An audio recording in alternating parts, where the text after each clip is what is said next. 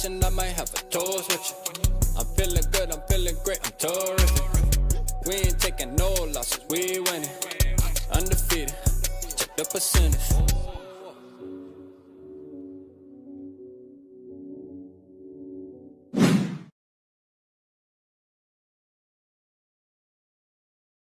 Yo, what is good, man? Well, not a lot is good. Let's just say that.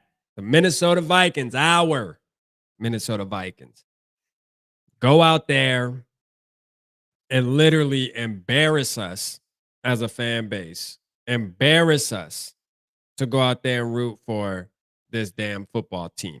27-19, our Minnesota Vikings fall victim once again. Once again. We definitely, man, look here, man. I'm going to try my hardest. I know I've said this during other shows, right? Where I'm going to try my hardest not to, say the wrong thing, get over emotional, because I just don't feel like doing that. I just don't feel like doing it.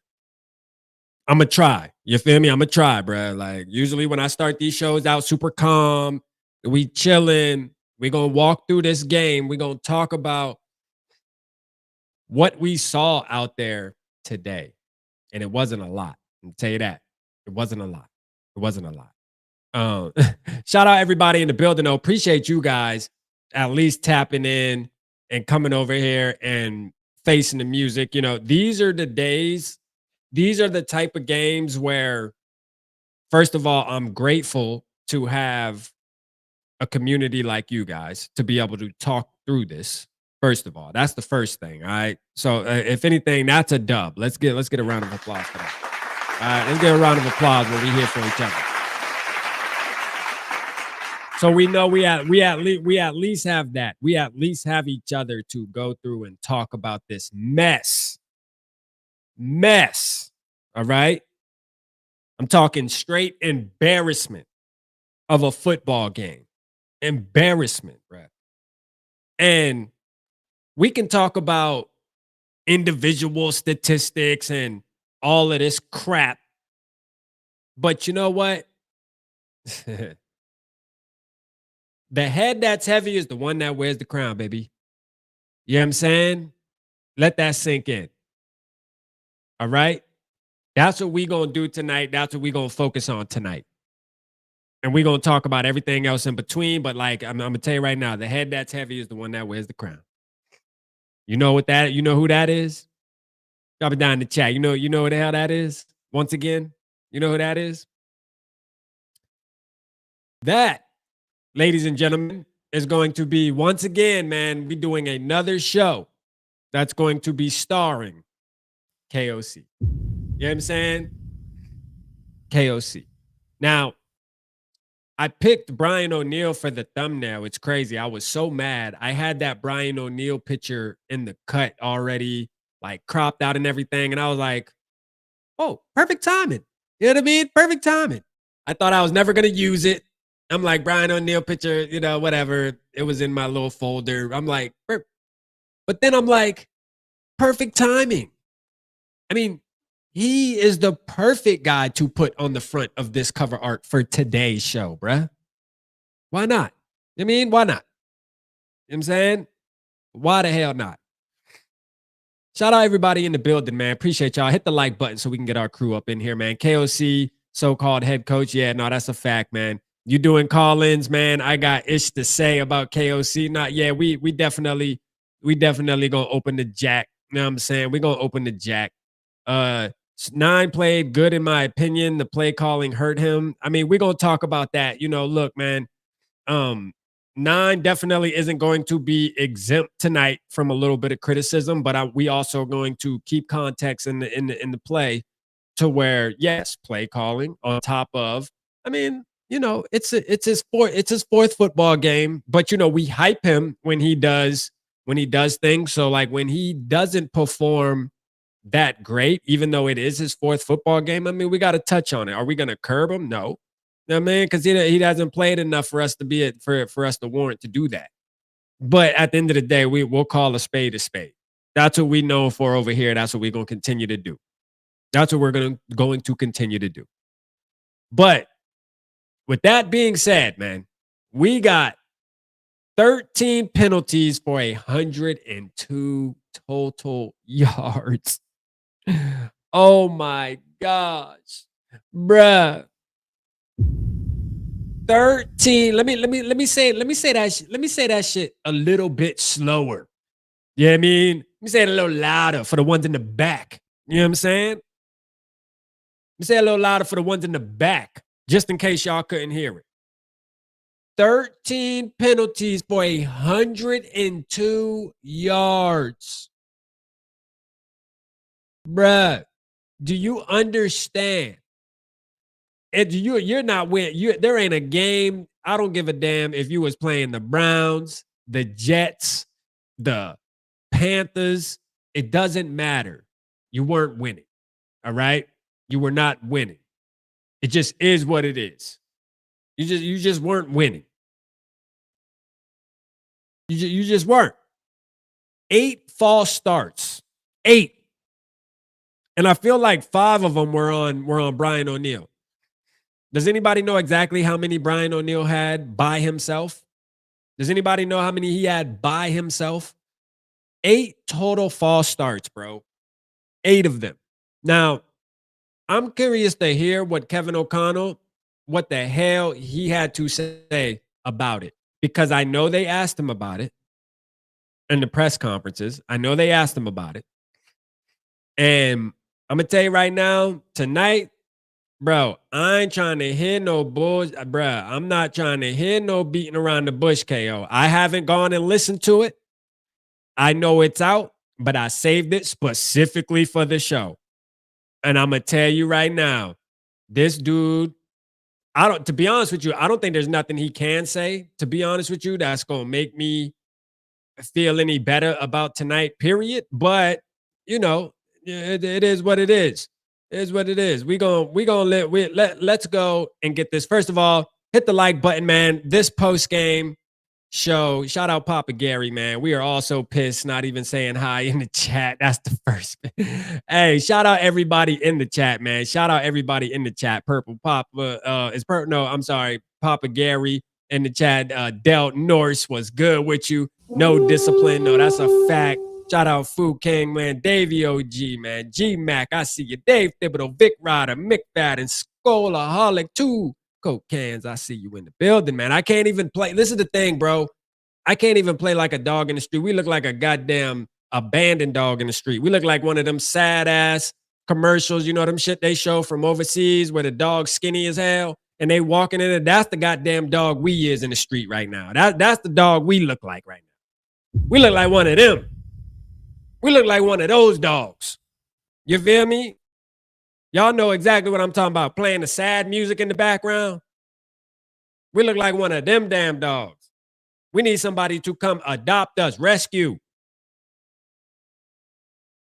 This shit is ridiculous, man. Ridiculous. Shout out Isaiah Nash in the building, man. I see you, man. Shout out to you. Shout out to you, man. Shout out Adam in the building. I see you, man. Two-Tone was good. Cody was good. Rap,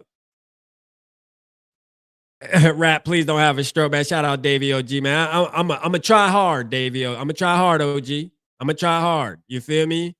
But like this team makes it difficult when you go out. This is what I don't understand. Okay, this is what I'll never understand about our football team. Is we go out last week and beat. Matter of fact, let me check the score. We go out last week, right? And we play the Detroit Lions, one of the top teams in the NFL. All right? We go out there and play them, which right now it's halftime and they dog walking Washington. I know Washington doesn't have their starting quarterback or whatever the case may be, but Detroit's about to get a dub. Easy. I mean, they punishing Washington. We go out there and we play a game like that. And then we come home.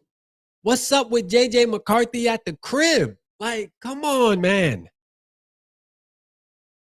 It's not starting out how it's supposed to. JJ at the crib, though?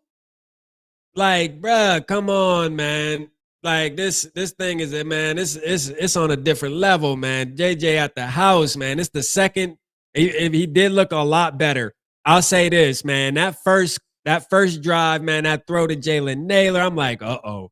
Then he hit another out to, I think, Justin Jefferson. While he hit that throw first when he got hit, and he threw it to Justin Jefferson on that out route. I'm like, yo, my boy JJ in his bag today. He is about to shock the world today. And then I just don't know what happened, bruh. The O-line just said, F y'all. You know what I'm saying? The O-line said, nope, I give up. You know what I mean? I don't know what the hell happened, man. I don't know what the hell happened. This shit just went south quick, man. Shout out Jason in the building, man. I see you, man. Shout out to you, man. Oh, no, it was good. Chris Cooper needs to be fine. No, that's a fact, bro. How much more do we have to see from Chris Cooper's offensive line? How much more? How much more torture do we have to go through? I'm blaming it on KOC. If KOC does not fire Chris Cooper tonight, if Chris Cooper still has a job tomorrow, KOC, you are to blame. You got to be. You got to be, bruh. You have to. Because we can't really get at Chris Cooper, bruh. We got to talk to you. So, with that being said, you got to take the blame. It's time to start firing this guy tonight. Processing the paper. Process it. Queen Mary, how you doing? Shout out Queen Mary in the building. Okay, let's listen to this. Let's listen to this. I'm sure it's gonna be garbage, but I guess we have to listen to it, right? This is what I signed up for, so why not? I guess I have no choice here. Let's see. You know, to have the football with a chance to tie the game there at the end was an encouraging thing considering how many things we did that we can't do if we want to beat a good football team like that. You know, the players fought. They tried to overcome, in many cases, some things we did to ourselves. Defense kept us in it all day long by their battle against a really, really good offense. But lose the turnover battle 3-0 and the penalty situation, which we've got to get fixed immediately, specifically the 8. So real quick, right? Let me pull up the chat, y'all. Let me pull up the chat so I can see y'all. Like, how many times, you know, I got to be honest with you. How many times are we going to sit here and talk about how the defense did their part? The defense held up their end of the bargain. Mother effer, when are you going to hold up your end of the bargain? You know what I'm saying? When are you going to do what you're supposed to do?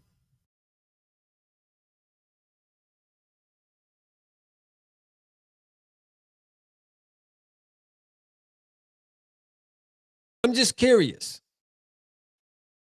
I'm just curious.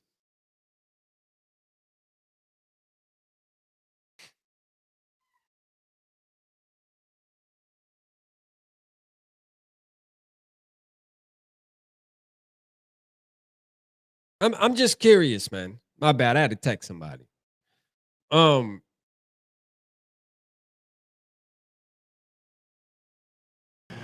Pre-snaps, whatever was going on with the cadence or, you know, whatever it may be, just not acceptable in any way, and we've got to get it fixed, and we will. But the penalty situation and the turnover situation being what it was, you know, when you average over 6 yards of play on offense, it's all for naught if you're going to be giving back so many of those yards in different capacities. You know, we've got to find a way to first and foremost correct whatever the issue was. Normally, We can do that in game if there's an issue, but there just seemed to be a flinch here and there, way too much. So if there was any uncertainty of what we were doing, that obviously is something we've got to get corrected, no matter who's in the game and all those things. Something we've got to do. Yo, thinking about the whole scale of the eight, bruh. The 8 false starts. 8. Thinking about this, right? You are at the crib, bruh. Like, this isn't on the road in Seattle, crowds loud. You know what I mean? You ain't in no hostile environment. You were at the house. At the house, man. I mean, golly. That's what makes it worse. It don't get no worse than that. KOC sounds like he just making excuse after excuse after excuse. And quite frankly, I'm sick of it. Listen, this dude needs to, for sure, man, look here, man. We ain't even get into the play calling yet. Right now, we just talking about the basics. All right? Which may be basic to a lot of other teams, but for us, it seems like it's something that really needs to be a focus because it's not basic. It's something that we struggle with, the simple shit. We struggle with it. We struggle with the simple things, bro. When it's time to do something like a miracle, we do it. When it's time to, hey, bro, I just need you to get a yard. I need you to get 1 yard. That's it. 3rd and 1 yard, bro. That's it. You got 2 running backs that literally just had 2 runs that went for over 5 yards apiece. I just need you to get 1 yard. Just 1, bro. That's it. 1. What do? You throw a 60-yard bomb, a 9 route down the goddamn field, bro. You can't make this shit up, dog. I swear to God, you cannot, bro. Like, you cannot make it up. You can't. I mean, you just can't. This is real life what we are going through right now as Minnesota Vikings fans. This is what we are going through. We need 1 yard and we are throwing 9 routes, bro. Think about that. That is crazy, bro. I just don't, I mean, like, my head hurts just thinking about it. As I'm sitting there watching it, I don't, and I heard the announcers on one of them, and they were like, well, I kind of agree with it. You take a shot downfield, and then, if you don't get it, you go for it again. Bro, absolutely not. You make absolutely no sense at all. If you got 1 yard, if you're going to go for it on 4th, run it twice then. Run it on 3rd and 1. If you don't get it, run it on 4th and 1. Run it. Be physical at the line of scrimmage. You have to be able to get a yard, man. You have to. You have to. And if you can't, if you're not able to do that, then you need to change the personnel up. Something need to change then at that point. This is sad, man. I mean, this team, that's, to me, that's just being soft. Just being soft, bruh. 3rd and 1. Let's throw a 60-yard route. That makes a lot of sense. You know what I'm saying? Yeah, that's perfect. Like, all this trying to reverse psychology. Oh, it's 3rd and 1, so they think I'm going to run and we're going to try to take a shot downfield. Bro, that shit don't work, man. Everybody knows what's going on. You know what I mean? Like, you ain't fooling nobody, KO. You're not fooling anybody with that crap, man. Knock it off. You ain't learned that yet? I mean, how long do we have to get? How many times do we got to keep going through the same thing before you realize that is not the way to go? At some point, you know what you got to do? You have to look the other team in their eyes and say, you know what? Yeah, it's 3rd and 1, and guess what? I'm running the ball right up the middle. Yep, I am. Stop me. Until you get to that point, then, bro, you're going to always be in these situations where we got to hold our breath on a 3rd and 1, hoping that we can get it. Because why? Because we're about to pass the ball 20 yards downfield. And we got to hope that everything goes right. The receiver has to make a great catch.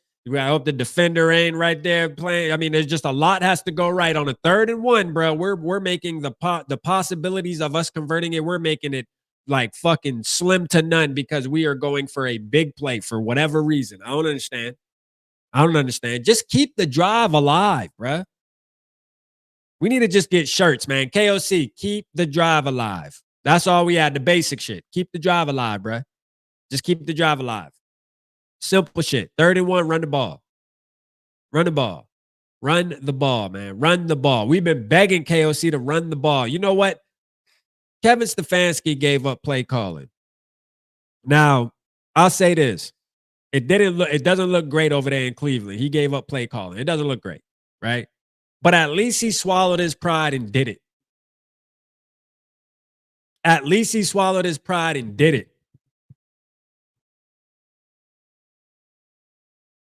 I think our coach needs to do something the same. All right. Shout out Al Bundy, man. I see you in the building with the 5, man. Appreciate you, man. Let's go. He said, I have to apologize to your rapping community. Every time I show up in a pep rally, Steelers, Ravens, our teams decide this shit. Man, look, man. Hey, first of all, we want you at the pep rallies as much as possible, bro. We appreciate you being at the pep rallies, bro. This ain't got nothing to do. Listen. These problems right here that we are witnessing, Bundy, these problems right here that we are witnessing, oh, these go way deeper than this pep rally, bruh, than you being at the pep rally. Oh, this goes way deeper than that. Way deeper than that. This team is just undisciplined. This team is soft whenever that's the thing. Last week, they decided to play. This week, they decided to be soft. They want to be soft at home. Like, we go on the road and we want to play football. But then when we're at home at the bank, y'all want to be soft. But I think today was our coaching let us down. Coaching let us down. Brian Flores was the only coach that actually did something. Shout out 10 Ton, man. This post game is sponsored by my boy 10 Ton, man, at Casino Tears. As y'all see, man, y'all make sure y'all go tap in with Casino Tears, man. Let's go, because we crying them tears tonight. You know what I mean? We definitely crying our tears tonight, man. This team got us frustrated. I knew this live. I mean, if you expect to come in here and you thought this live was gonna be all positive and all just keep the thrive alive, man. Man, knock it off. All right? Knock it off. No. Straight up. No. That's what it is, bruh. Ain't nothing. Ain't no keep the damn thrive alive. Listen, we got a head coach over here that can't get his head out of his ass, and you want me to keep the thrive alive? No, absolutely not. How about he keep the drive alive? How about that? When he do that, then I'll do that. Yeah, we gonna get to all the statistics too, because there was another problem too, man. Let's finish this shit. We are right back here in a week with a division game, chance to go 3-0 in the division. But to me, we will, consistently build on the good practice week we had. This team's not a results-based team that will prepare any different, but they're obviously an upset group in there that thought we, could have done a lot of things better in the game to win the game, while also doing a lot of things that were that gave us a chance to win a game when the circumstances were in many cases caused by us against a good football team like that. You didn't give your team any chance to win this game. You didn't give your team any chance to win this game, KO. At all. You gave your team no chance to win this fucking game. Knock it off. There you go again, bruh. There you go again. We just gotta keep it. We just gotta keep it real, bro. It is what it is. You ain't give your team no chance because once again, your team was not prepared to play at home. And we ain't even listen, you know what's so crazy is we're just talking again, like we stated at the beginning. We're just talking about I'm sick of hearing them too, man, to be honest with you. I'm not even about to play them no more. I'm going to get them off the screen. I don't even want to hear them no more. The thing is, we are still talking about the basics, bruh. Like, we ain't even get into the game yet. Like, we just talking about regular shit. I mean, have your team prepared, period. First of all, discipline. Discipline. Okay? You are a football coach. That's the first thing on your list as a football coach, is to make sure your team understands discipline, knows what it is. That's why we lost this game. We lost this game based on lack of discipline. And you know what? Not only are the players not disciplined, Kevin O'Connell isn't either. Because he might be the worst out of all of them. He might be the worst because you got your quarterback. Hold up, man. Hold on. Let's go pull this up, bro. Because we finna cook this dude. He about to get me shit now. I said I'm gonna try my hardest, man. I ain't gonna try to go too crazy. You know what I'm saying? Because you know what? Because I don't even know why. Why? You know, like why? Why even get all worked up? Why even get all worked up for this, man? I ain't even about to go through all that. I ain't even gonna go through all that because I know if I want to, bro, I can really get worked up. You know, but it's all gravy, bro. We ain't even gonna do that. We ain't even gonna do that. Here, let me get this. Let me get this off the screen real quick. We're gonna end this. Shout out to Evil in the building. I see you too, Evil, man. Appreciate you, bro. Appreciate you, broski. Hold up, I'll pull it up. So let's pull this up instead. Because I think this is let's just have a conversation tonight. I don't even feel like seeing him on the screen doing all that extra. We just gonna talk about what need to be talked about. All right. First of all, right here. All right, look, let's check this out. JJ McCarthy throwing the ball 42 times.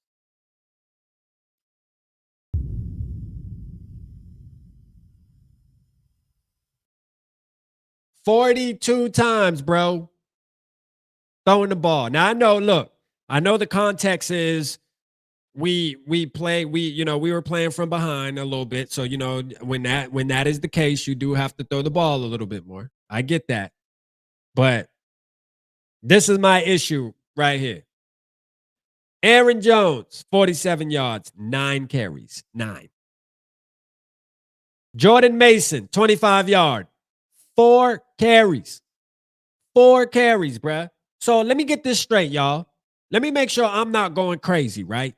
We go into the season talking about how we going to run the ball. We went and got Jordan Mason. Jordan Mason is a beast. And you telling me when you think about a player like that, you only going to give him the ball 4 times? That's what you telling me? I'm just curious, bruh. Jordan Mason, the guy that even me, myself, was excited about when we brought him in. You give him the ball 4 times. 4. 4, bruh. Let this sink in, dog. This right here is crazy. This is diabolical work, bruh.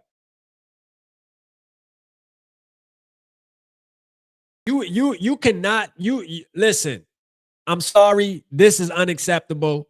He needs to, I'm telling you right now, KOC being the general manager really needs to sit down. I'm being dead serious right here, man. I mean this shit. KOC needs to, which I know he won't, because nobody in the building can drag their nuts. It is what it is. We know that, right? But anyways, I wish we had somebody that would do this. Sit down with Kevin O'Connell and pull up these stats and say, bruh, this right here is unacceptable, bruh. There's no way that we went out and got Jordan Mason. I don't care about, it don't matter what the football game is looking like. He does not, you giving him the ball 4 times is, and if you do it again, you're getting fired. If you do it again, you're getting fired, period. Can we get a GM like that in the building, man? That just kind of lets these dudes know what it really going for? If I pull up these stats again during any game, I don't care if it's week 17 and we don't even have a chance to make it. I don't care if it's week 18 and we already out the playoffs. If I don't see a Jordan Mason should have at the least 10 carries a game. At the least. At the least, bro. You telling me not near one of your running backs had over 10 carries. Not one. You got two good running backs on your team, and not one of them carried the ball more than 10 times.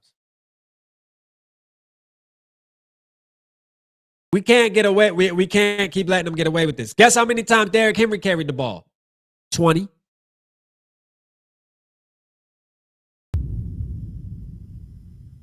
Times.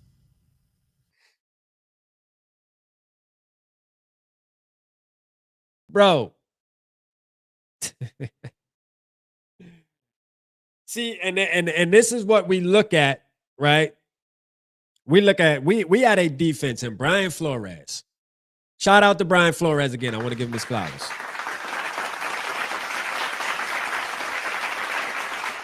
Because Brian Flores defense, I have nothing against the defense. There was one tweet I put up about the defense.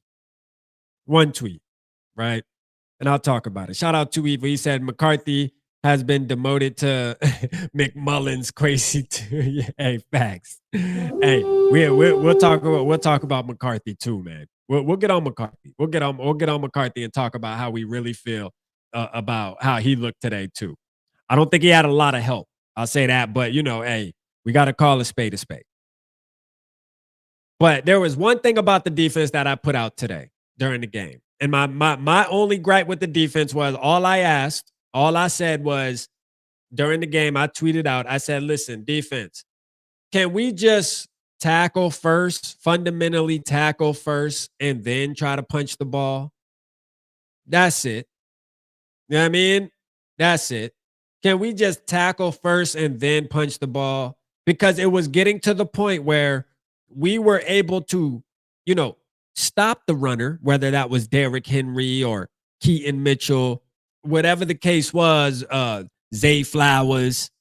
We were able to stop them, but as we make contact, instead of just tackling them and putting them down, everybody's trying to rip the ball and shit. And these dudes are getting 3-4 extra yards, bruh. When you do that throughout a full game, I mean, you're giving up a ton of extra yardage that's just unnecessary. That's costing you these third down conversions, costing them. I mean, just tackle, bruh. The first person at the ball. Brian Flores needs to be telling his players, look here, man. I know punching the ball, you want to get the ball back and all that. But if there's one person, unless it's a gang of y'all around, okay, the second and third player to the pile, y'all can be the ones trying to go after the ball. But the first person needs to strictly be focused on bringing the guy down. Bring the guy down, bruh. Let's get him down. You know what I'm saying? I think that's important. Your fumbles, your punch outs, they're going to come naturally. Let's bring the guy down. That's what's it's tackle football. Tackle. Because when you stop a guy at the, 20, you stop a guy at the 20, but then he rumbles and bumbles down to the damn 12 because everybody's sitting there goddamn trying to punch the ball and they doing all this and all that. And this dude just up and, man, look at, man, that right there irritates the hell out of me, man. Irritates me, bruh.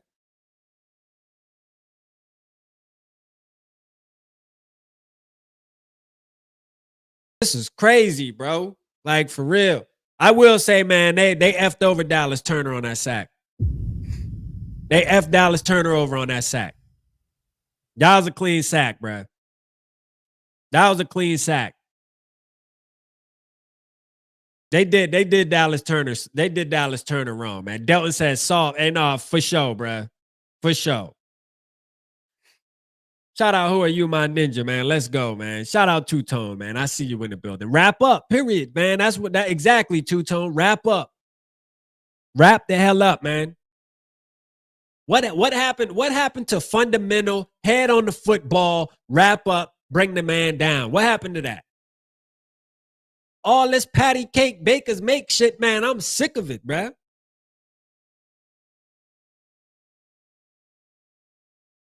I can't watch that no more, man. I'm done with that, man. Get me. We need. Listen. We need some people that can tackle, man. I'm just straight up, bro. This team is not fundamentally sound at all. This team lacks fundamentals to start with. Again, the basics, bro. Once again, we ain't even talking about today's game. We talking about in general the basics, bro. The basic football 101. Why are we having this talk week 10? I don't understand. Why are we talking about fundamentally tackling in week 10? That's diabolical, bro. I don't understand, man. These are conversations we should not be having in week 10, bro. I feel myself going down this emotional road where I'm about to start ranting, and I told myself I was going to get there tonight. So I'm going to chill a little bit, right? But you got Brian Flores, who held Lamar Jackson to 176 yards and 1 touchdown. Derrick Henry didn't score a touchdown. Lamar Jackson didn't score a touchdown. Justin Hill, the only one, scored a touchdown on their team. Oh, no, and Mark Andrews ended up getting one too. So, because that was the one Lamar threw. So, you telling me that you held their best player to 1 touchdown. Derrick Henry couldn't even get in the end zone, and they were trying to get him in there. The defense held up on him too. And KOC, guess what you did? You looked at Brian Flores once again and said, I know you got me, but I don't got you.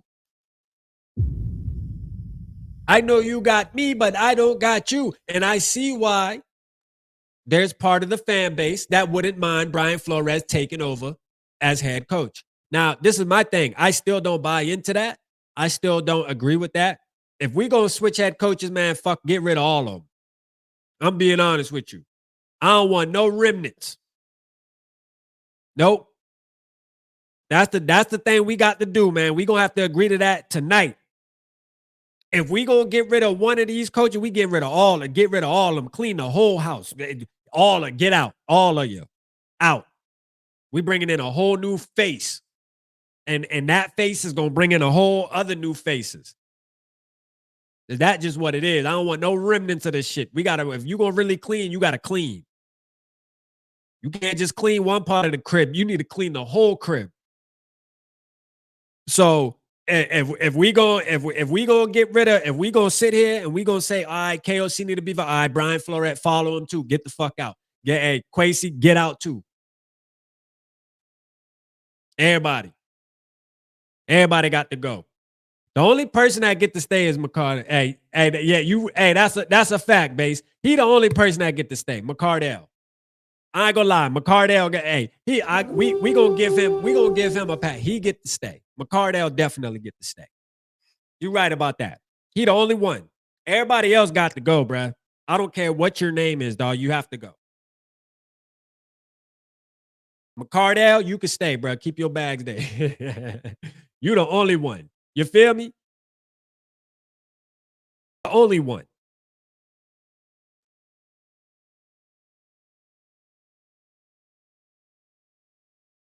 Man, I see y'all going crazy in the chat too, man. Shout out to y'all, man. Let's go, man.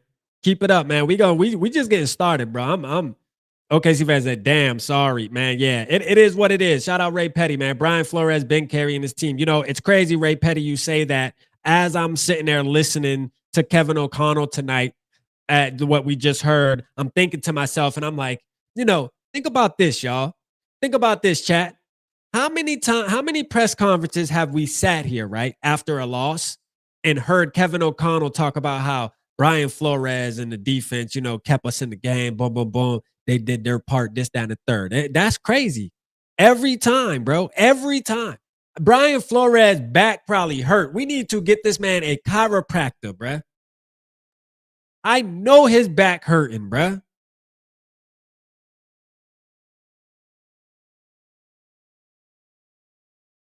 I know his back is hurting, bro.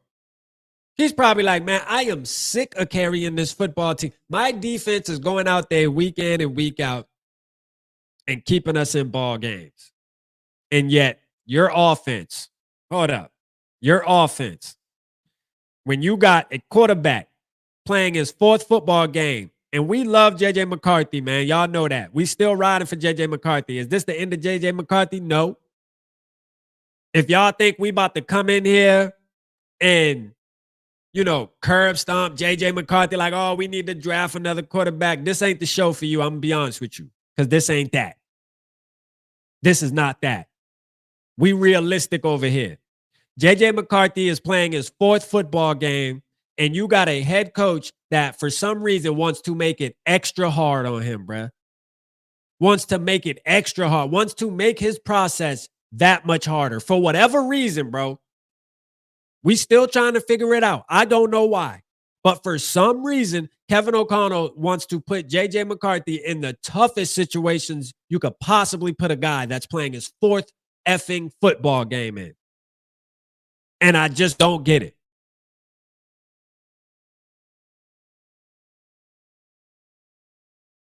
And are we going to say, look, JJ, you threw interceptions, bro. You gotta eat that. You gotta take that on the chin. You gotta work on that. That one where JJ fell, I'll say, okay, that one's debatable, right? Because JJ wound up falling after the ball was already out of Jettas wound up falling. I'm gonna start calling them Jettas. I gotta get used to that. Jettas fell before the ball was out JJ's hand. I mean, after the ball was out JJ's hand. So there's nothing he could do about that. They got tangled up. He fell. Not saying that it still was a good throw. It still looked like it was going to be an overthrow, but Jettas would have still been able to contest that. He would have been able to jump up. You never know. It could have been a pass interference. It may have been a different outcome. I'm not looking for an excuse for him, but I'm just saying he fell. Okay? But the first one, there's no excuse. The one to Roquan Smith that got called back at the end of the game because he really should have had 3 interceptions. That one there, that was a bad throw, bad decision. Bad decision. I personally thought that was a pick, to be honest with you. I personally thought that was a pick. I think they robbed Roquan on that. When I seen them call it back, I'm like, really? Shit. I'll take it. But goddamn, that looked like a good football play to me. It damn sure looked like a good football play to me. I don't know. But I just don't think that you should be throwing the ball 42 times. We talked about this over and over again, Purple Gang.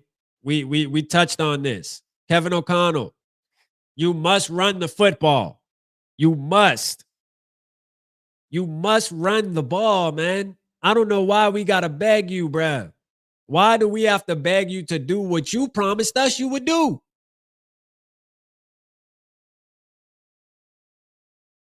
Like, you told us you would run.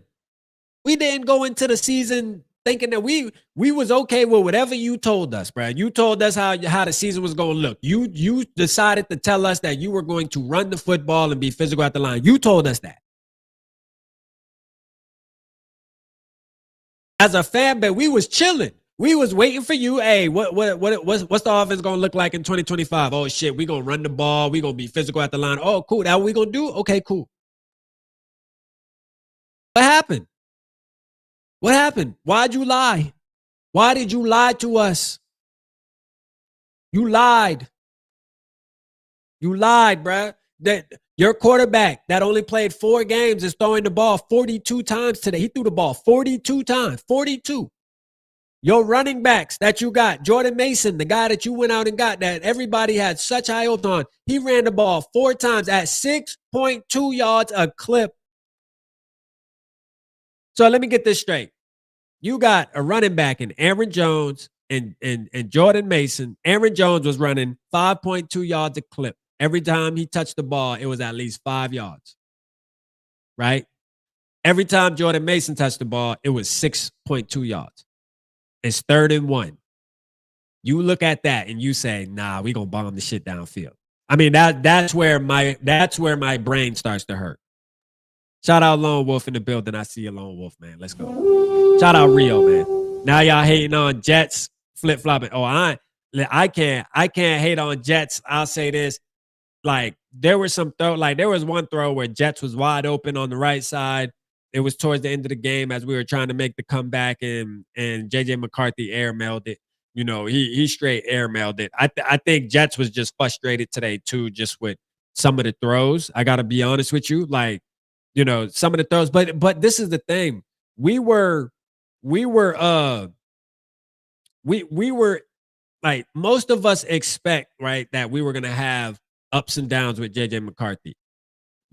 Only JJ haters are holding him to a standard to be Tom Brady in Tom Brady's 7th year. Only JJ haters are expecting to see that, right?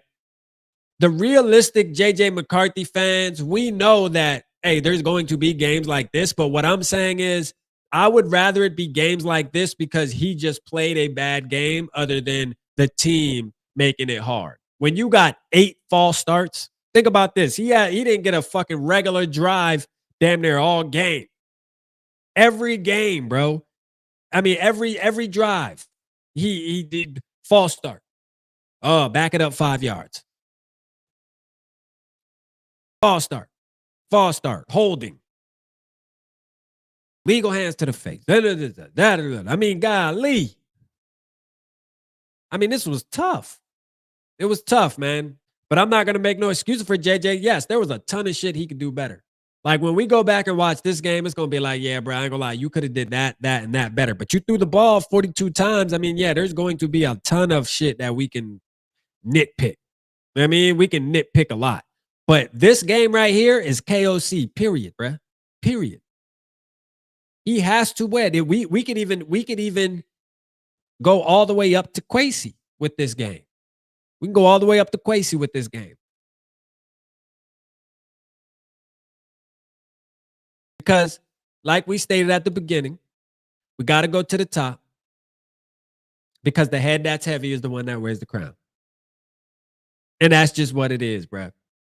This is unacceptable. When you have a bunch of grown-ass men out there that are undisciplined and being childish and just can't be on the same page and false starting at your house. You know what I mean? At your house. Not on the road. You ain't in the Superdome. Crowd's not cranking. You at your crib. And you looking like this. I don't even know, bro. Your team is for some reason, bro, your team seemed to not be prepared, KO. It is what it is. We are having this conversation way too often. Now, this is the purple lining right here, right? We could be the Jets. We could be the Browns. We could be the Panthers. Like, are we a poverty franchise? Absolutely not. Hey, are our playoff chances walking out of the door? Yeah. Yeah, they are. You know what I mean? They're definitely walking out of the door. But at the end of the day, it could be worse. That's my purple lining I got for y'all today, and that's the only purple lining I got. Is it could be worse. It really could. Is it good right now? No. But we still beat a team in the Detroit Lions last week. This week right here, our coach just refused to let us let us be a good football team. Refuse. Coach Kevin O'Connell single-handedly said, y'all thought last week, we was going to do 2 in a row and come in here and be disciplined and be able to show off in front of our home fans and thought that I was going to run the football. Jordan Mason, you only get the ball 4 times. Aaron Jones, you running your ass off today, but guess what? You ain't getting the ball no more after the second quarter. No, sir. No, we seen enough, man. You good, man. Go ahead, hang it up. We going to have our boy, JJ McCarthy, who's on his 4th career start. We going to drop him back a bunch of times. And guess what? Even when we drop him back, we're not going to do any quick passes and get our, playmakers in open space or throw screens and do this. No, we're going to have him just start launching shit. You know what I'm saying? Because that makes the most sense. That's how you coach a football team. This dude's a nutcase, man. Like, for real, bruh. He really is, man. He really is. And I've sat here and defended him over and over again, and I'm embarrassed. He needs to give up play calling, bro. Period. He needs to give up play calling. We need all the wins we can get. No, we do. We do need all the wins we can get. I mean, literally, bro, we got to win out now. Shit, the Bears are winning. The Packers play tomorrow night against the Eagles. I don't know if they're going to win that, but I mean, shit, the Lions are winning. The Bears are winning. The Packers have a chance to win. Guess what? We're at the bottom. We a bottom feeding team right now, man. 4-5.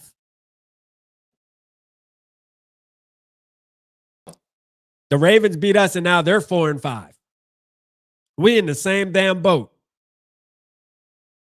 But you know what? Their team, you know what they feel like over there, though? They feel confident. They feel like they can win out. They feel like they got the coach, the discipline to go and actually win the rest of the games. Do we? Hell no. Nope. That's the difference. Don't let this fool you. Even though our records are exactly the same, this is a totally different story right here we got. Totally different story. Nothing is alike with these two football teams right here. Shout out Arctic Winter. I see you in the building. Let me go grab that, man. I mean, this is just a mess, man. Sam Darnold is tearing it up today, man. Sam Darnold been tearing it up every day. But he gonna fold though in the playoffs, though. Listen, shout out Sam Darnold. I'll give him his flowers if he makes it to the playoffs with the Seahawks and actually wins a football game. We'll do a whole show praising him. How about that? He said JJ was reading defense and canning plays all day last week. None of that this week. Control freak KOC is forcing JJ to run his plays. Get out of his ear. Hey, you got a point. You cooking with that one. You cooking with that one, Arctic. I don't know why, I don't know why this is the second home game in a row. It's weird, man. The way it's been going. Hopefully we don't get a press conference that JJ got hurt today on one of those runs or something like that. Hopefully we don't get a press conference tomorrow or something, because that would be the pattern. But man, bro, you can't. We're not winning football games when your head coach is trying to hold you back. When your offensive line is doing what you're doing, you just can't. You just can't. You can't win football games when you got 8 false starts. When you have. Let me look at this right here. When you have 13 penalties, bruh, 13 for 102 yards. 13. You lucky one. Let me highlight this. 13 effing penalties for 102 yards compared to their 5 penalties for 62. All right. 5 penalties for 62. We only allowed 1 sack. 1 sack. 3 for 14 on 3rd down. Holy. 6 yards of play too is really good. And we couldn't win the football game. Gary said, "Rap, we lose and your show's double in activity. Should we hope for losses?" No. We shouldn't hope for losses. Absolutely not. I like to win. I'm gonna be honest with you. I'd rather win and just have 30 of y'all in here with me celebrate. You know what I'm saying? Like I'm gonna keep it real. I'm gonna keep it real. I'd rather win with the ones who we supposed to win with. I'd rather win with the ones we supposed to win with. Look at Sal. Hey, Hey, DO Double, don't come in here with all that nonsense now. Don't come in here with all that nonsense today now. Yeah, he dropped the eye emojis like, hey, I'm just checking everybody. Everybody all right? Everybody all right in the building? Everybody good? Hey, it is what it is, bro. You know the real. You know the real. 2 interceptions, 1 fumble, 1 turnover on down penalties. Nah, this, we have some deep rooted issues in up here in Minnesota. You know what I'm saying? Yeah, my Minnesota accent's off still. God, I'm trying. Shout out Ryan, man. Go get a center in the offseason. No, we definitely need a center. Make sure you hit the like button, man. You are a two-tone, man. Hit the like button if you haven't hit the like button already. Let me pull up the I at least want to hear our boy JJ's press conference though. I mean, I'm gonna be pissed off regardless, but I might as well listen to boy. Because one thing for sure, if we looking for somebody to take accountability, and I haven't heard it yet, I'm sure he gonna have to be the one to do it because the head coach ain't gonna do it. Kevin O'Connell definitely ain't gonna do it. Take accountability, yeah, right. Yeah, right. He gonna say the players. That's his favorite shit. The players. Nah, forget the players. What about you? You know what I'm saying? What about you? What can you do different? You know what I mean? Let's hear about that. That would be nice as a Minnesota Vikings fan to hear about what the hell you can do different. Because we got a whole laundry list for you if you need help. We can send it to you. You know what I mean? What about you, bruh? You quick to blame everything on player this, player that. What about you? What about coaching? Brian O'Neill got to go, y'all. No, Brian O'Neill definitely seems. When Brian O'Neill is good, he's good. When he ass, he just super ass. Like Brian O'Neill can go from top 10 tackle one game all the way down to the 85th tackle. You know what I'm saying?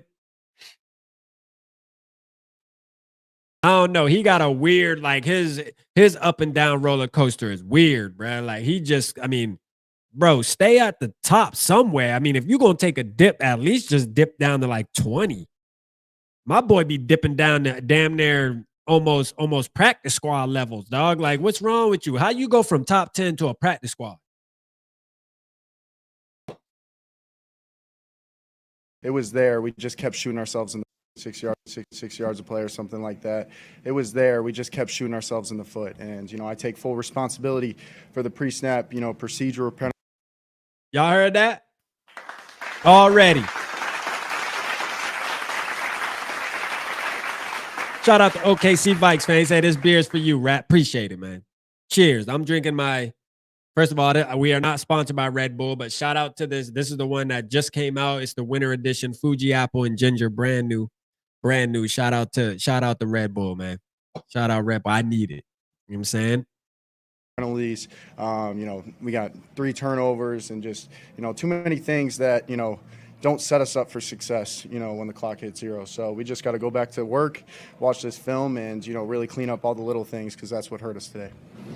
JJ, you said you take responsibility for pre-snap. It's like why or how what did you see that was leading to all of the pre-snap penalties? As a quarterback, you're the orchestrator of the orchestra. I take full responsibility for anything that happens on that field. Thank you, JJ.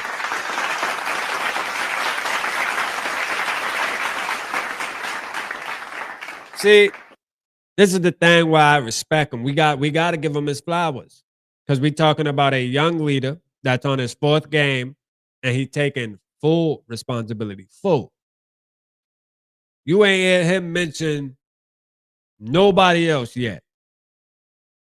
He even blaming the false starts on himself. That's what a leader's supposed to do. Shout out to him. And, at the end of the day, it's just the little things that we got to keep focusing on, the focus, the competitive stamina. It's all got to be there, but I take full responsibility every single time something goes wrong. Did you feel like it was a cadence thing? Or I guess, was there a theme, do you feel like? To be honest with you, I have no idea, Alec. I just feel like, you know, there's little things that show up that you don't prepare for, and we just got to do a better job responding when things go that way. So, yeah, but it's all on me.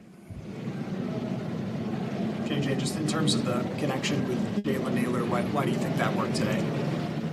I said it since week one. You know, Speedy was going to show up one of these days, and you know, showed up last week on the big play on 3rd and 5. Hey, and, shout out! Heck of a game today, but real quick, man. Real quick, I gotta pull this up because this right here, man. Shout out to Sean Davis. Shout out to you, man. Appreciate you, man. He said, Ravens fan, found you from Engraven Collab.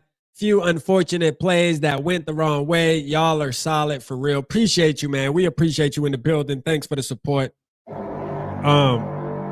Shout out to my boy over there on Engraven, man. He had a little segment that I posted on the community tab for the ones who seen that. I went over there and tapped in, and he put together a video.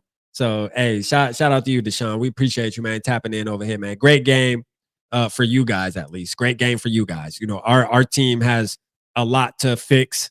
And one of the main things is just discipline. Like we are an undisciplined team. So that's why that's the only word I could think of when I made the thumbnail was undisciplined. That's the first word came to my head.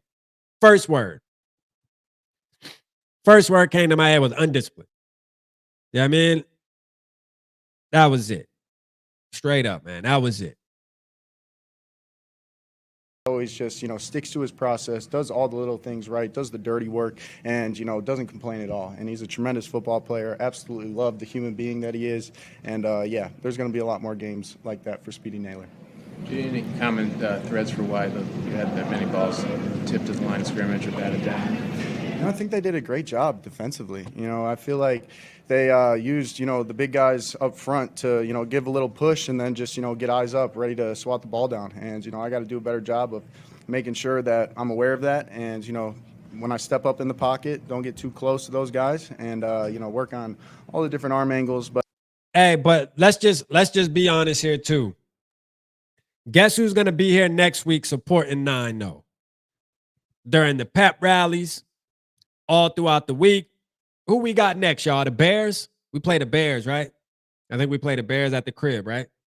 Guess who's going to be here supporting 9 again? In the pep rallies, cranking up, still feeling like we got a chance. Me.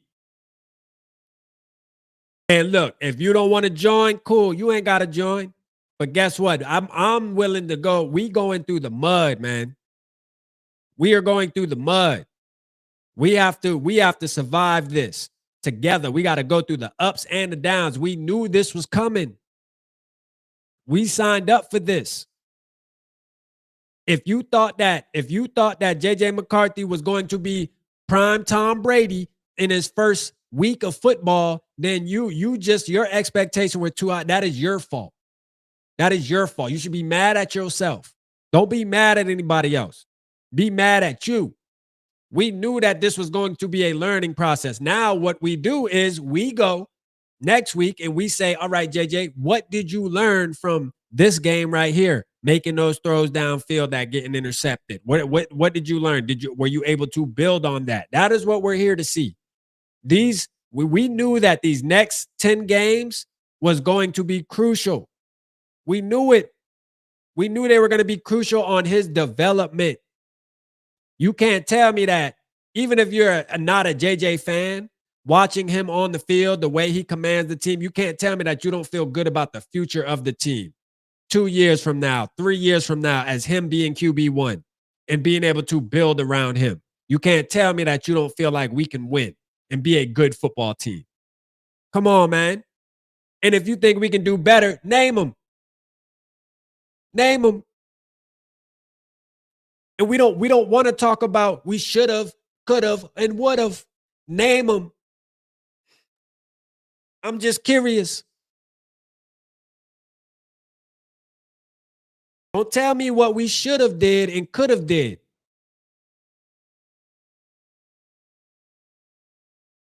No, Zoe, I'm not talking about coach. I'm talking about quarterback. I ain't talking about coach. I'm talking about quarterback, not coach. Coach, we can probably name a couple. Coach, we can probably name a couple. I ain't gonna lie. Coach is one thing.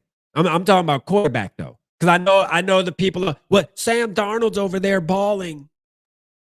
Sam Darnold's balling. Oh, look at the Daniel Jones is balling. Man, look here, man. We got a 22-year-old quarterback that we drafted, that we invested in, man. You will get a return on your investment. This shit don't happen overnight. This man has played 4 football games, man. Relax. Relax. Chill. You see the throws he make. You know he got the arm talent.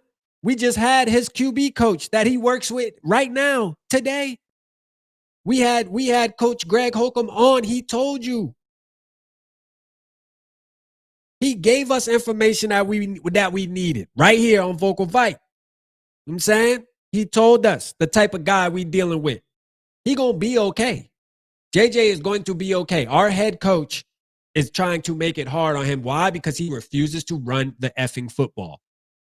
He refuses to let the offense flow naturally.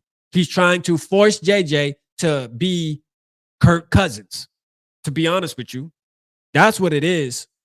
He's trying to force JJ. He thinks JJ is already Kirk Cousins on his 10th season and can just drop back and throw the ball 40 times, looking for this box score that's going to have 350 yards and 4 touchdowns, but still lose the football game.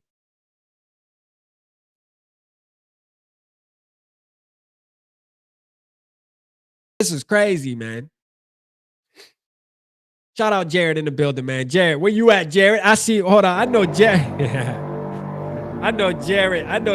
Hey, I know, because aren't you don't really rock with JJ like that, isn't it, Jared? I can't remember. I know we got a couple of our family members in the building that aren't all the way on board with JJ, and that's cool, right? Like, I'm not here to change anybody's mind about JJ McCarthy. I'm really not. All right? I'm going to stand on what I stand on regardless. Y'all know me by now. Y'all know that by now, bro. We've been doing this YouTube long enough now, bro. I'm standing on business, period. So like I said, next week we will be here once again supporting our quarterback, because I know that he got what it takes. It's just going to take a little bit of time. What does that timeline look like? Shit, it could be 3 more games, 4 more games. He just has to get in a rhythm. On top of he has to fight an uphill battle with this dumb ASS coach, bro.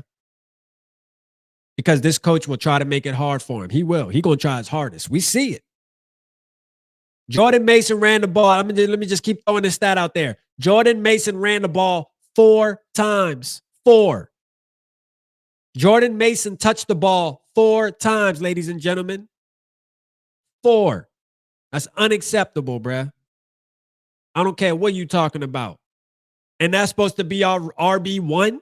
We had our fan base said that he was our RB1.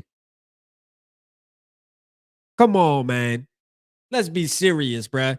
Ain't no RB1 touching the ball 4 times. You crazy.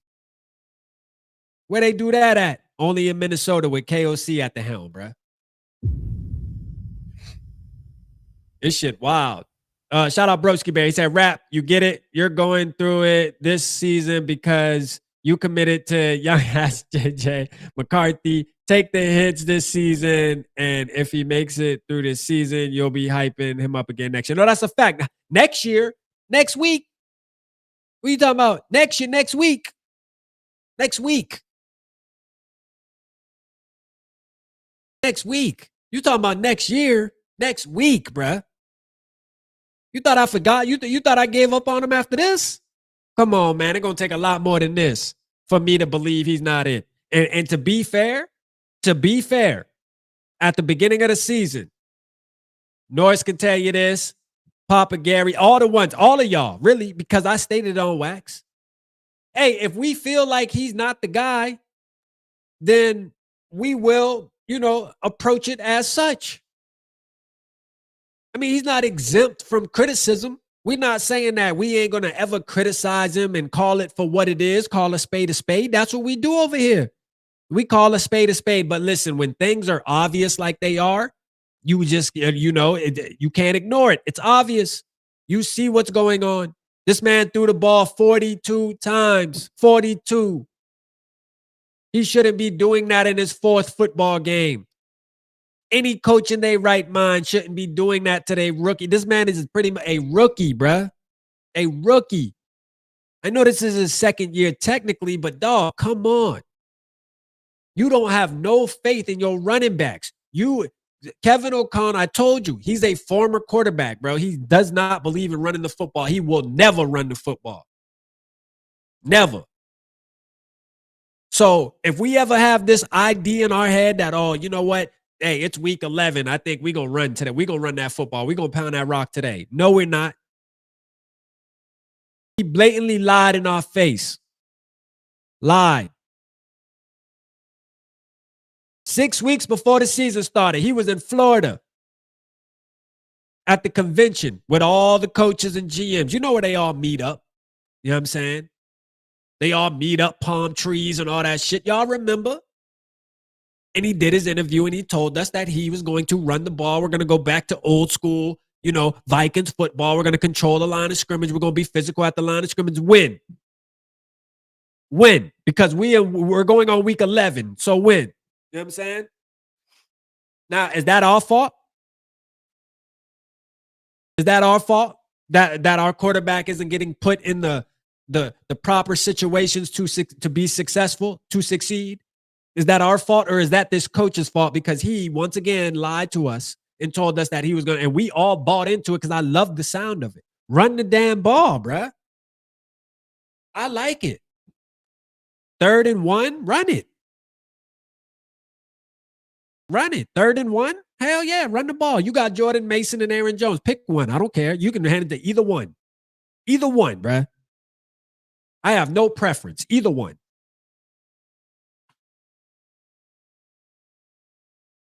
We can't, we're not going to get away with winning football games being coached like this, man. I'm sorry, man. We're not. We're just not, bruh. We're not. We're too predictable, like Delt said, bro. We're too predictable. Defenses can pin their ears back. Good thing we got a quarterback that can actually get out of the pocket. Shit. Because this shit could look even worse if we didn't have a quarterback that actually had pocket awareness. One thing you saw today was JJ's pocket awareness. The way he steps up and moves in the pocket, bro, amazing. See, I'm paying attention to the small details with our quarterback because guess what? This year may be a wash. This is what we call an evaluation year, and we didn't even get a full year because JJ missed 6 games. So this is an evaluation year, man. This is a year where we just look at our quarterback and say, "All right, learn, bro. Go out there, make mistakes, make good plays, and at the end of the season, we can put all of this together and really talk about you in the offseason and be happy and excited about what you're going to bring in 2026. And hope in the draft, we bring some pieces in that can make this football team better. Hope. And when I say hope, I mean, God dang it, we need to pray. We might even start having praying sessions to the football gods on Vocal VIKE when the offseason starts before the draft. We might have to start having praying sessions, bruh. Because that's how bad we need this organization to pick the right players. We cannot go through another draft in 2026 with guys that do not make the football team or even play or do not touch the field and play and be some type of piece to the puzzle. You drafted Kobe King. He is no longer on the football team. You drafted him. You had 4 draft picks. He was one of them, and he's not even on the team anymore.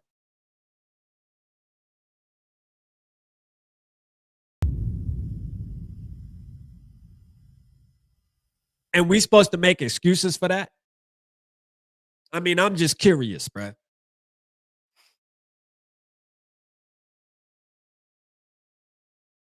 That's supposed to be okay? Like, we're supposed to accept that?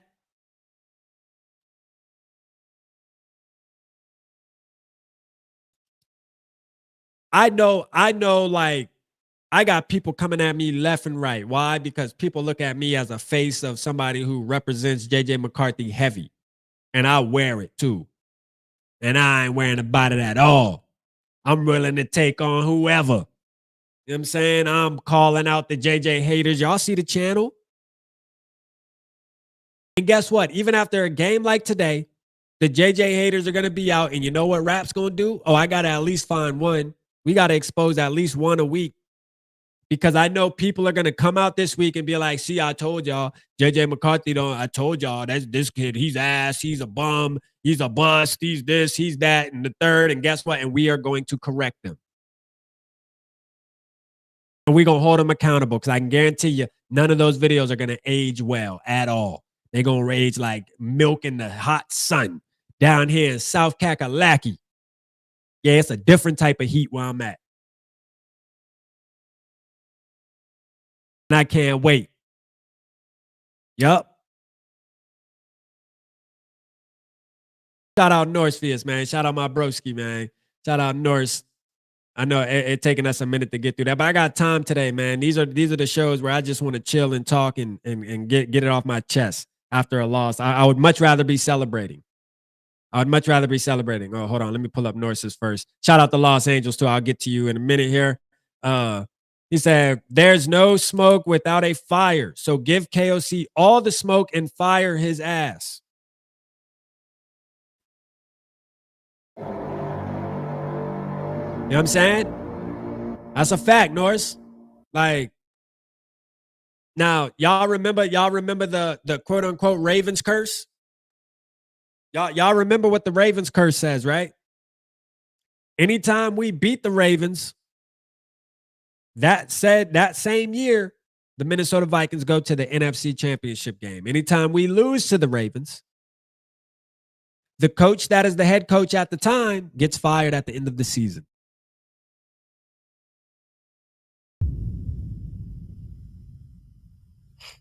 Now, do I believe that Kevin O'Connell is going to get fired at the end of this season? I don't think there's anything that can happen that's going to get him fired. Unfortunately. You know what I mean? Unfortunately. I think Kevin O'Connell's job is safer than safe, unfortunately. Because I don't think anybody has the nuts to talk and call him out for the BS and tell him he needs to run the football. I don't think anybody has it. I think people, he won Coach of the Year. Oh, he knows what he's doing. And then you have the main media too that adds to it and hypes him up. So how dare Wilfs or Kwesi say something about KOC and his coaching ability? How dare they do that? Oh, no, they won't. He has the accolades to show. That's how they feel. That's how they truly feel. Trust me. Me and you guys in the building tonight, we know, because we talking football, all right? All that crap, you can throw that out the window. Let's talk football 101, ladies and gentlemen. This dude don't know the basics. The basics. And it's showing over and over again. And I used to, and you know what? I used to sit there and back him, bruh. Pause if necessary. I don't even know if I need to pause or not, but I'm pause anyway. I used to go to bat for Kevin O'Connell, man. Telling y'all, man, chill. We gonna be all right. He win a lot of football games. He this, he that. Trust me. Trying to paint the purple lining for y'all.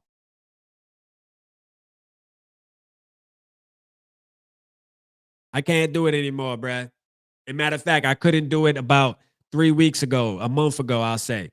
The tipping point, it's on the channel. I don't know what game it was after. I think it was after the Steelers game maybe or something, but I went off and Papa Gary even texted me. I was like, yo, Rap, I ain't never seen you really, go off like that on any player really other than Kirk Cousins. I used to stay going off on him, but like, other than that, I ain't never see you get so emotional and go crazy like that. Yo, you all right? Like, what's good? No, I'm not all right. I'm not. Because I put my trust, and I told y'all from the moment I started this channel that this football team, it dictates my attitude, it dictates my mood on Sundays, Thursdays, and Mondays, regardless of what, or depending on what day we play football. And I got to sit for 3 hours and watch my favorite team play. And when I see nonsense, it irritates. It really does. It pisses me off. Or we go out there and handle business, and I have the best week ever. My 9 to 5 week is just better. I'm performing better at work because my Vike. I don't know. It may be an illness. It may be an illness, but you know what? It is what it is, bro. I'm signed up. I'm signed up. And I'm gonna tell you right now, I'm too far. I'm too deep. I'm in too deep. I can't change it. I can sit here and try to act like, oh, I don't give a damn. I ain't gonna be. I can't. I can say it, but I can't do it. And that's the reality.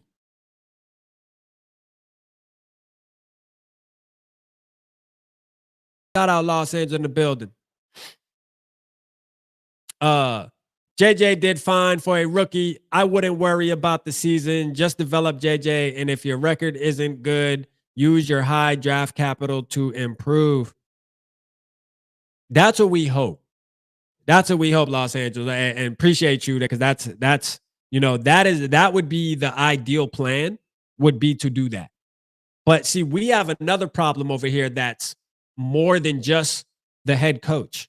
Our GM and our staffing, our scouting department also doesn't know how to draft good players. We had 4 picks in the draft last year, and guess what? One of them was a linebacker that isn't even on the team anymore. He's playing for another football organization. Playing for another organization. And who is that? Well, that's your boy Kobe King, somebody that I personally thought would be decent. I know my boy Delt was on him, man. You know, we was like, Kobe King, hey, he's a thumper, bro. Like, coming from Penn State, dude. You know, they laid a hat, downhill linebacker. I like him, bigger. Somebody we looking for. Guess what? Not on the team anymore. Another wasted damn pick. And we like Eric Wilson, but we cannot act like that just covers the Band-Aid of the fact that you did not draft correctly. Like, we got to stop doing. That's just not what we gonna do. Oh, it's all right if Kobe King went to the Jet. We got Eric Wilson.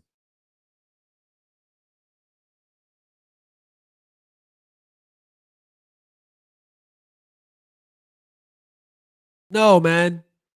I'm not going for that no more. Absolutely not. What's good, Dayon, man? I see you in the building. Appreciate you, Dayon.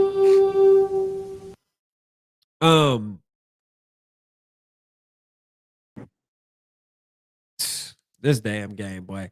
Shout out Los Angeles. Vikings fans need to chill between injuries and a rookie QB. Who cares if you lose the rest of your guys' games? Develop and draft. Trust the process. This coming from a Lions fan.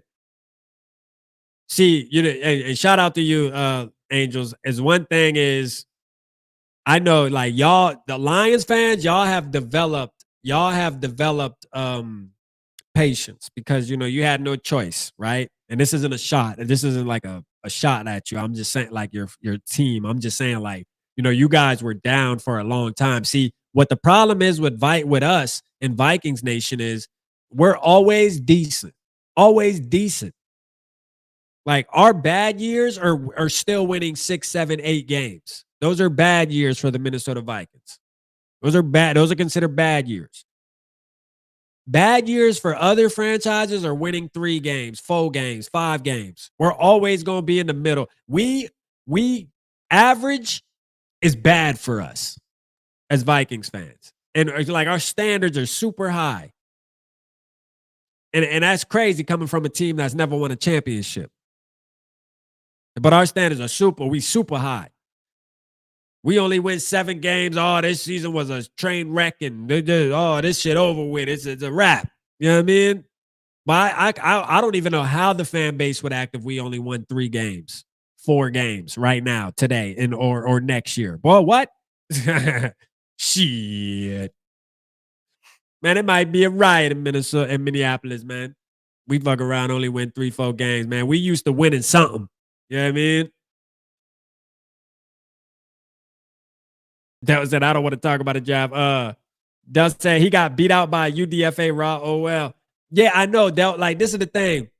And that's okay, right? Like, and even Norris said Kobe King was slow as shit, right? Like, and that's my thing. Like, those things I can agree with. Like, yeah, Kobe King slow. I can agree with that. Why the hell you draft him? You only had 4 picks. So if all of that is true, why? You know what I mean? That is my issue. I'm okay with it. I'm okay with sitting back and saying that he ain't shit and he ain't good. All right, cool. He ain't good. Why is he on my team then? Why, when you only have 4 picks, you brought this dude on here then?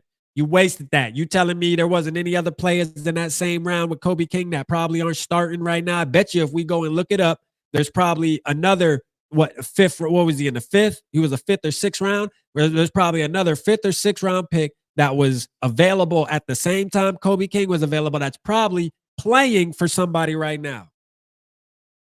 Actually playing on Sundays. That we should have been able to evaluate. That's the issue. The evaluation process is a mess around this damn place, man. A mess. Yuck.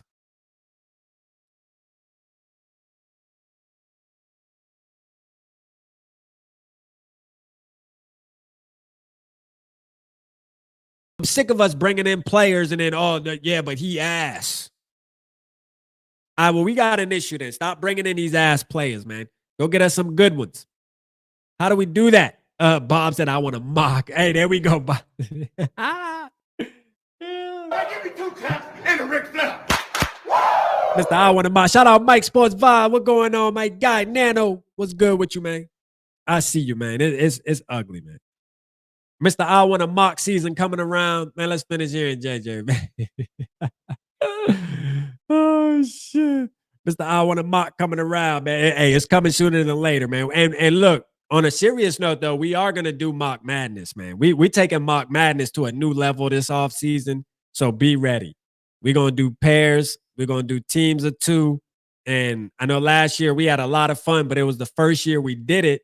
So, there was some, just like JJ, you know what I mean? There were some bumps. We got figured out, man. But this year, I think we can get it to where it's a lot cleaner and we have some fun and have a real tournament, man, a real mock tournament. So it'll be fun. It'll be fun, man. I'm excited to do that. I love the mock madness thing, man. That was fun as hell. But at the end of the day, they just were a great defense. And, it was a great test for us as an offense. I'm about to open the lines here in a minute. Right after this, I'm opening the lines. We'll let y'all come in and talk. Shout out Philly. Allow those little things like that and pre-snap penalties to have an effect on our offense. JJ, Kevin talked a little bit about you might have been using a little more hard count today. Obviously, you can do that at home. When you're having issues with false starts and that kind of thing, do you change how much you go to the hard count knowing that that's been an issue for the offensive line during the game? KOC is pathetic. I feel like the defense thinks the same way when it comes to that. So it's just the level of shout focus. out Vikings. Let's go, Minnesota Vikings dudes. Let's remember the snap count and execute it when the ball is snapped. And we pride ourselves as a great offense, and those little things, those shout out Bloody things, Soup. we just got to always make sure we killed ourselves. So regardless of what happens, we just got to maintain that focus for 60 minutes. KOC got to get fired. Here's why. Going into the half, you guys had the ball, could have scored, and then you could have scored. I don't even want to hear this shit no more. I don't even want to hear it no more, man. Let's go look at one more thing.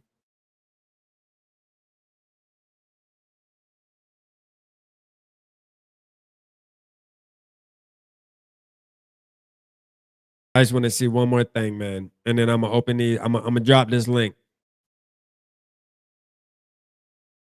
So JJ threw his first 4 games, 53.7 completion, 802 yards, 7 total touchdowns, 6 interceptions. And them stats aren't beautiful, but it is what it is. There's going to be a lot more games like that for Speedy Naylor. No, shout out Naylor too. I think he had like 100 and I think he said he had like 120. He had like 124 yards. QB JJ McCarthy attempted 42 passes today, the most ever thrown in a single game in his football career, bruh. I ain't even know that shit. I mean, KOC is breaking new barriers, bruh. Like, this man is breaking new barriers, boy.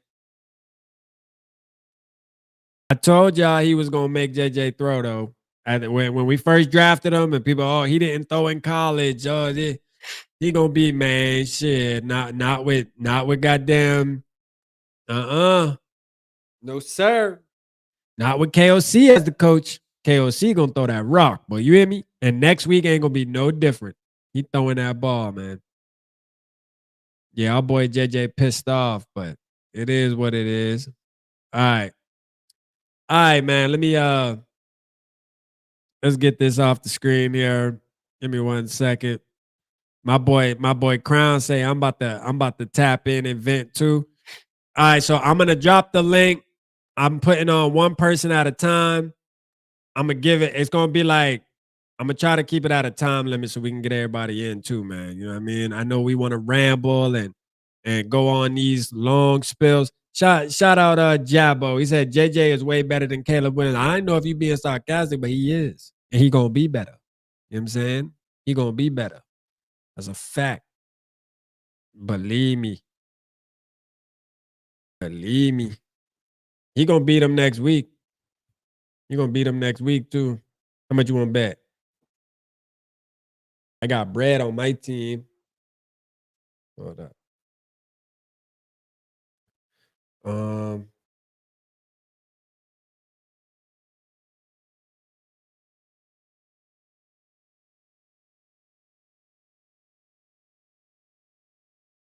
All right.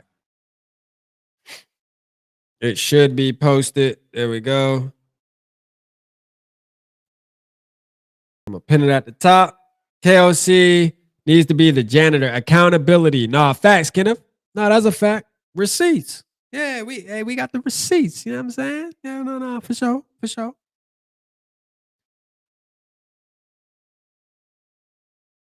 Got to clean up them penalties. Keeping receipts still. Yeah, no, we definitely keeping receipts. Facts.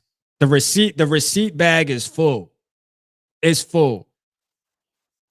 Because one thing for sure is we tend to keep it real over here to where we're gonna add context. See, a lot of people don't want to do that. But see, when you do that, they start getting foggy. You know what I'm saying? Oh, damn, I didn't know that. I didn't know it's like that. I didn't know it's like this. Yeah, it is. Yeah, we gotta hold you accountable. Shout out Zoe in the building, man. What's good, man? The first caller winner. What's good, bro? Man, this shit like man, I'm gonna be real with you. We ran the football with Jones and Mason 9 and 4 time apiece. The game was close. On 3rd and 1, we throwing the football. Yeah, I'm trying to find my. Yeah, can you still hear me?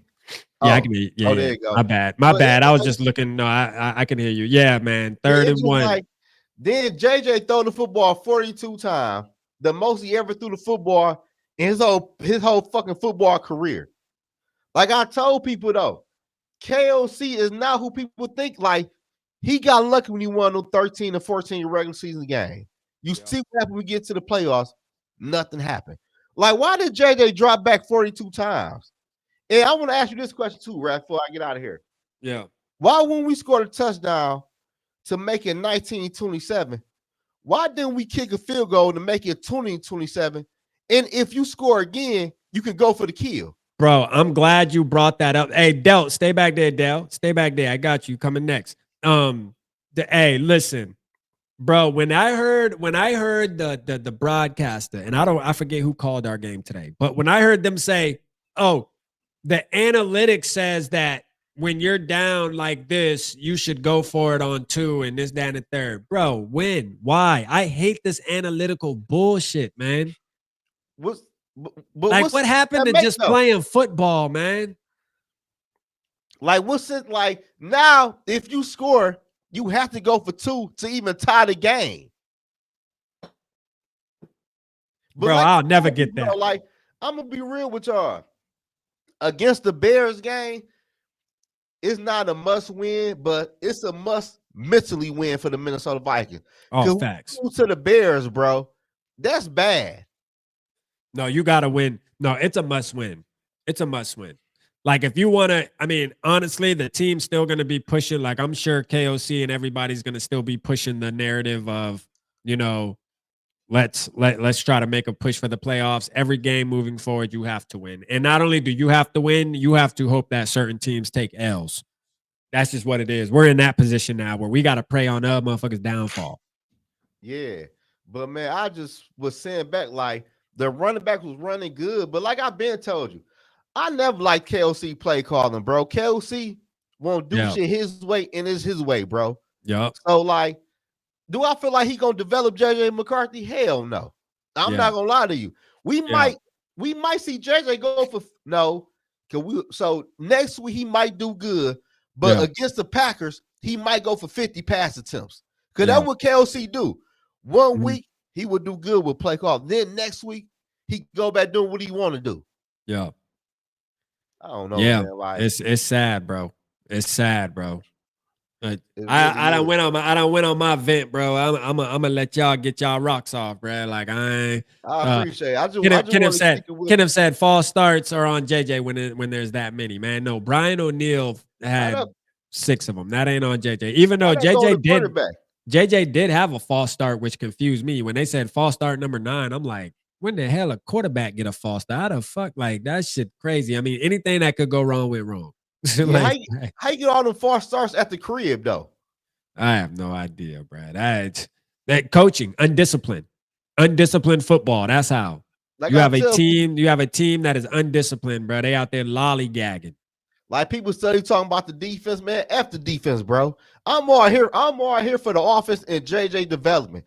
KOC run the offense he want to run. I'm gonna say this before you get me out of here, though. Yeah. We blame Kirk Cousins. We blame Sam Darnold. Some Vikings fan that blaming JJ McCarthy. But who is the main person connected to all them quarterbacks? Yeah, Kevin O'Connell, man. KO. Hey, for sure. Hey, well, I appreciate you, Zo. I'm gonna get dealt ass on here. I appreciate that. All right, bro. All right. Man, shout out my guy, man. Shout out my guy, Zo, man. Let's go. We got my boy Dell in the building, man. What's goody? Let me see if I can blow you up a little bit. What's good, bro? What up, dude? Yo, be a fucking man. Run the fucking ball. Whoa. When you're passing, you're absorbing the fucking hit. When you're running the ball, you're delivering it. You're clipping our fucking balls. Run the fucking ball. Yeah. Hey. So the Ravens had 25 carries for 109 yards. Yeah. We had 13 for 72. They only had 36 more yards on twice as many fucking carries. But their coach understands that this is a fucking fight. Run the fucking ball, man. Tee off on somebody. Beat somebody's ass. Allow your players to fucking fight. It's a fucking fight. It ain't a pretty fucking game. This ain't a fucking contact sport. It's a collision sport. Allow these motherfuckers to bang, dude. Stop taking the fucking brunt of somebody teeing off on you, man. Yeah. Shit. They said, I love this guy. Hey, no, so thanks, look, man. Look, man. I encourage everybody to watch the John Randall video when he talks about scouting Boomer Esiason, right? He said that every time Boomer Esiason strapped his chin strap up, they knew that they were passing. We had 10 sacks that game and beat the fucking brakes off of them. What does that fucking tell you, man? The defense knows we're fucking passing all the fucking time. Be balanced, man. It's a motherfucking fight. It's not a pretty fucking sport. It's an ugly ass sport, man. You clip our fucking balls and make us into a bunch of fucking pussies, man. Stop, dude. Allow your players to fucking fight, man.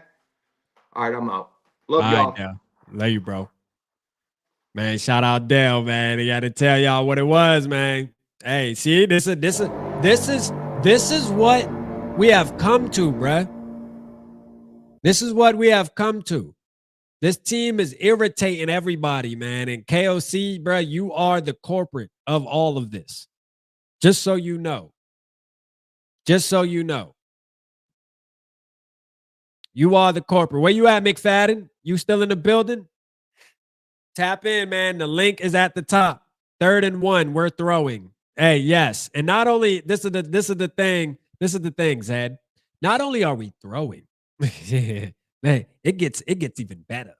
Not only are we throwing, we're throwing 9 routes. You know what I'm saying? You know what a 9 route is? Not only are we throwing, bruh, but we bombing it. You know what I mean? 3rd and 1. 3rd and 1. We're trying to get 50. You know what I'm saying? We acting like it's 3rd and 40. Fuck out of here, man. Crown. Yo. My guy, man. I'm glad you on the channel, man. I seen you in a minute, man. I see you since Skol Fest, man. How you living, man? I'm good, brother. I'm good, but been better. All right, man. Yeah. Oh, that's a fact, man. I think Del got all my curse words out, so you can go curse. I ain't gonna lie. He dash sure did. Shout out to Del. Hey, yo, that made me laugh, but that's how you feel. Yeah, no. Bro, I'm watching the Rams in Seattle, San Fran game. Yeah. They got veteran quarterbacks down 14 points running the ball. I'm like, this is why we can't beat the Rams, like, because he got Matthew Stafford and he's running the ball. This man is in his 17th year. How do you have somebody in their 4th start? And you know, I seen something where somebody said, JJ McCarthy is Colin Cowherd hating stuff. Yeah. I seen Colin, he's JJ McCarthy he didn't have a chance to develop. He sat on the bench for an entire year. Yeah, he developed up top, but footwork and fundamentals, he's really the same guy from college. This is really his rookie year. So why don't you implement that game plan to why are you not changing your play style? Right.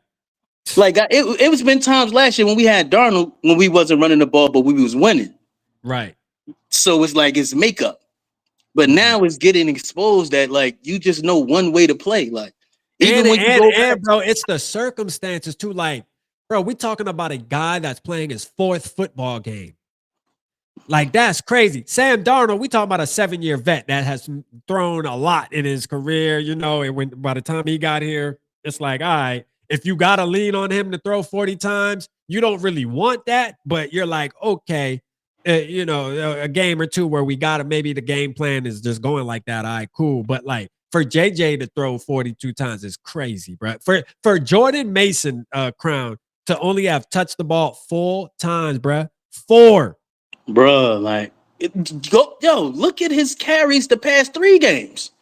Against the Chargers, he only got the ball about 3 times or something. I'm like, yeah, he's on my fantasy team. I know he's not getting the ball. I'm like, I thought he was at least going to be a short yard. Ezekiel Elliott, out of shape in Dallas, was getting the ball more than Jordan Mason. Bro, and we said going into this season, we were so hyped on Jordan Mason joining this football team. We like, bro, we got Jordan Mason. We got Aaron Jones. Man, we going to be controlling the ground. You got Aaron Jones was running his ASS off today, bruh. 6.2 yards a carry. Killing. And you don't even give him the ball 10 times. He only ran the ball 9. You turn Adam Thielen into a blocker for him to run a wheel route on 3rd and 1, on 3rd and 2. In my head, I said, if you know you're going for it on 4th down, why didn't you just run the ball? He did a play action and had Jordan Mason. Jordan Mason is struggling when you just straight leave him back there to pick up a block. Why would you have him do a play action fake and try to catch Kyle Hamilton, who should be a Viking, Kwesi? Yes. Every time he made a play, I just got that's irritated. A whole nother story. I'm letting that go. I've been trying, but every time I see him balling, looking like a younger version of Harrison Smith, it irritates me. But what I'm saying is, he's doing all of this like he's pass happy. Like, is that the reason why you kept Carson Wentz in to justify this dumbass play calling you do? Because that would have been got called out if you would have been doing that. You're like, balance it up. It's okay. We gonna be all right. You can get a 1st down. Oh, I'll take 1-on-1 with Justin Jefferson. Well, why he gotta do a damn 40-yard run? Make him run a slant. You limited. You the defense will give you that. If I'm playing, the dude was 8 yards off. If you give him a bomb, I'm good. Make him do a comeback route or jump up, pop up, and just throw him the ball and make him miss. It's that's a half a yard. Are you stupid? Thank you. What's wrong with 5- and 7-yard routes? What's wrong with them, KO? What's wrong with him? He excels. Yo, I got one more thing before I hang up, right? It's clear to see why he wanted Drake May. Oh yeah. Yup. Now I see. It's clear to see now. Like it's now I'm starting to think you wanted even Michael Penix over him because they had that ability to throw the ball downfield. That's their strength. His strength is intermediate stuff. So why is he's not being used that way? Tweak your offense. We don't have that in our we barely do slants. We barely do like small shit. Like where's the small little 10 to 12 yard routes and everything is 40 yards. Like I'm starting to think KOC is only good with veteran journeyman type. Gardner Minshew a ball in this system. Yeah. Let him just I don't know if you a good developer of talent, bro, because it's looking like you ain't trying to spoon feed nobody. He's a fucking baby. Like man. Would you give a baby some crab legs to eat? I'm telling you, bro. You give him crab legs and lobster and be like, yo, why you not eating this shit? He don't know how to do this shit. Give him a well-done steak. You giving him a well-done steak, talking about some damn, you ain't gonna chew it? Like, come on. I know you only got gums, but shit, I need you to chew that. Like, yo, it's frustrating, bro. I'm just really like, if we don't beat the Bears next week, because we'll be 3-0 division. The funny thing is, we can dig ourselves out of this because it's an AFC loss at the end of the day. It's an AFC loss, but the way he's calling plays, this is my last point, right? The worst thing that happened to Kevin O'Connell was him winning Coach of the Year. Yep.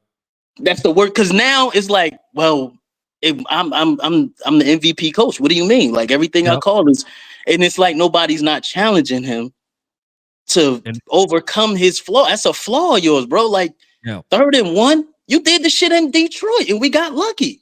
Bro, he did it not only Detroit, bro. He did it in Pittsburgh. He did it against the Chargers. Shit, I'm sure he did it against Cincinnati. If we go back and look at that, but every game he do it. I'm trying to ride with KOC. Think about this, Crown. Even last week, right? We won the game in Detroit, right? Great throw from JJ to Jaylen Naylor, but that play right there was trying to put your team and lose that fucking game. To have a 3rd and 5, and some people will look at that like, well, that was a great play call. Well, it looked great because JJ and Naylor made a play. But the truth is that was a low percentage play, dog. Like that play 1-on-1 out there, you running a wheel like that, and it's 3rd and 5, and you throwing it fucking 25, 30 yards downfield, bro. Like, come on, man. That's not really how you want to operate. I'm telling you, that shit is crazy, man. Shout out to them fellas for making the play, but it shouldn't be this hard, bro. It shouldn't, man. It shouldn't. Like, and that's what I'm saying. Had that same play would have got called and it was an incomplete and we had to kick it, cool. They ain't got no timeouts. They had 2 fucking timeouts in their pocket if he wouldn't have caught that. With the ball coming back to him at home with that high-powered offense. Mm-hmm. And I don't know what the fuck. Oh, they would have tied the game. Yeah, for sure. Because our prevent defense, we're not good playing back. No. We stop when we start playing soft, everybody's wide open, people getting beat. Like it's nobody, so much. Nobody want to tackle. Nobody want to tackle. Isaiah Rodgers with this, Isaiah Rodgers soft when it comes to tackling, for real. Bro. All he want to do is cover, bro. You got to earn your money in that. Like on that, it's so much stuff with this team, but we got the Bears at home. Hopefully we can, this the last. I'm in development mode, right, at this point because we not firing KOC, bro. And we're not, bro. It's like hopefully somebody could get through to this guy to run the ball. He acting like if you get a 1-yard gain, it's like the end of the world. And I'm sitting up here looking at Sean McVay and Kyle Shanahan, who had way more. Both of them had way more success than you. Like. Run the ball, bro. Like, you know what I think? You know what I think I'm gonna have to do, Crown? We gonna have to drop some run the damn ball t-shirts and hats, bro. And we I'm first in line, bro. I'm be the first one. We're gonna have to really make that shit go viral, bro. Like we need to step people in the stands wearing that shit. Kevin O'Connell look around, all he see is run the damn ball, man. Straight up, man. We might gotta create that. Yo, we gotta do something, bro, because this is ridiculous. Like we even asking him grown man. And then you see him sit in the meeting at the the coaching thing, whatever, in the spring, and he gave us this whole spill. Yeah, we got Jordan Mason. That's why we're looked at as a soft fucking team. We're going back to old school Vikings football. Yeah. Yeah, whatever. You lied to us, dog. Once again. Yeah, man. Come on, the crazy bro. part is, Crown. The crazy part is he said that the year before too. People might have forgot. I ain't forget. He said that in 2023 as well. He said that in 2023. He said the same shit. We gonna run the ball. We gonna be physical. Or no, was it no? It was 2024. My bad. Before the 2024 season. You know, we gonna be physical. We gonna run the ball. He said the same shit. Told us the same thing. And lied again. You know what I mean? And this year, I kind of like I was telling people, like I had a couple conversations with our community where, you know, they were saying, no, we definitely gonna run it now because that's why we were intentional about, you know, boosting up the offensive line. And then we went and got Jordan Mason. It looks obvious. Like it looked like they were making the moves to, okay, we are gonna run the ball because we're about to have a young quarterback behind under center. And you know, we're bolstering up the offensive line, and we went out and intentionally got a guy in Jordan Mason. I mean, all the signs are pointing towards you gonna try to be running the football. And he lied again. He lied. Like, bro, this shit is crazy, bro. This is crazy. And then you're not running him in obvious Jordan Mason running situations. Has any of our running backs got 100 yards yet this year? Jordan Mason got it versus the Cincinnati Bengals. Okay, that was one game. Okay, but you see how, like, it is. I just don't understand it, man. Like, I think, and the crazy part of it is, JJ was made to look out like now you got fuel for Colin Cowherd and all these other haters. When he was, let's say he was with Kyle Shanahan, yeah, he'd be good because Kyle gonna run that ball. Like, he's going to help him. He's going to. How the hell Baltimore just get a pass rush all of a sudden? Because they know you're throwing the fucking ball. They're not even worried about their playing ears back. Exactly. They pinning their ears back. And mind you, they was only up. They was up 10 to 12. And what they was up? Like 10 to like 13, whatever it was. We was throwing the ball heavy with a lead.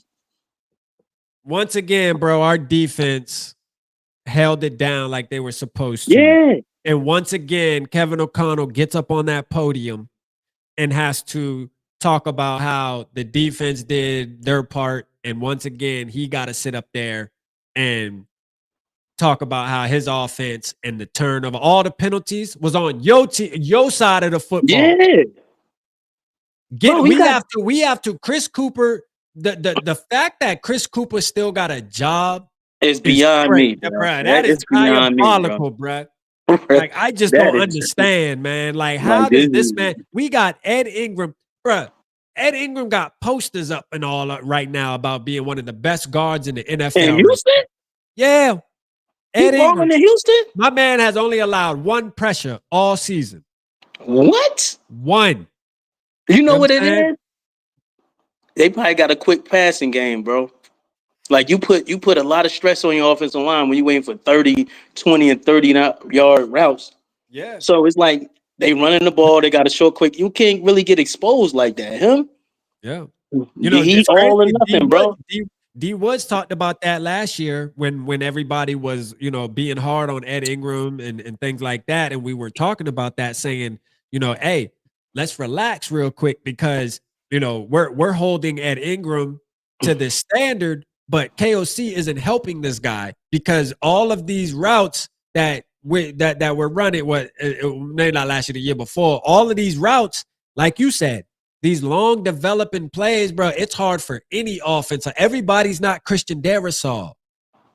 Everybody ain't Brian O'Neill. I mean, Brian O'Neill obviously had a horrible game today, right, when it came to penalties and stuff like that. But, like, I mean, everybody is not them guys, man. When you got these young guys, man, they can't hold up that long. But I like that point you touched on, Crown, when it came to Jordan Mason. Man, listen.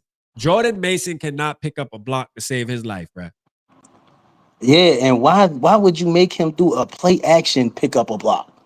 Bro, just let Jordan him block. Mason is not good at blocking. Yeah, bro. like, and in the beginning of the year versus Chicago, he was picking him up. I don't know if he hurt or he just, that ain't his bag. Yo, just run the ball. Sometimes you got to even if they know the run is coming, so fucking what? Stop it.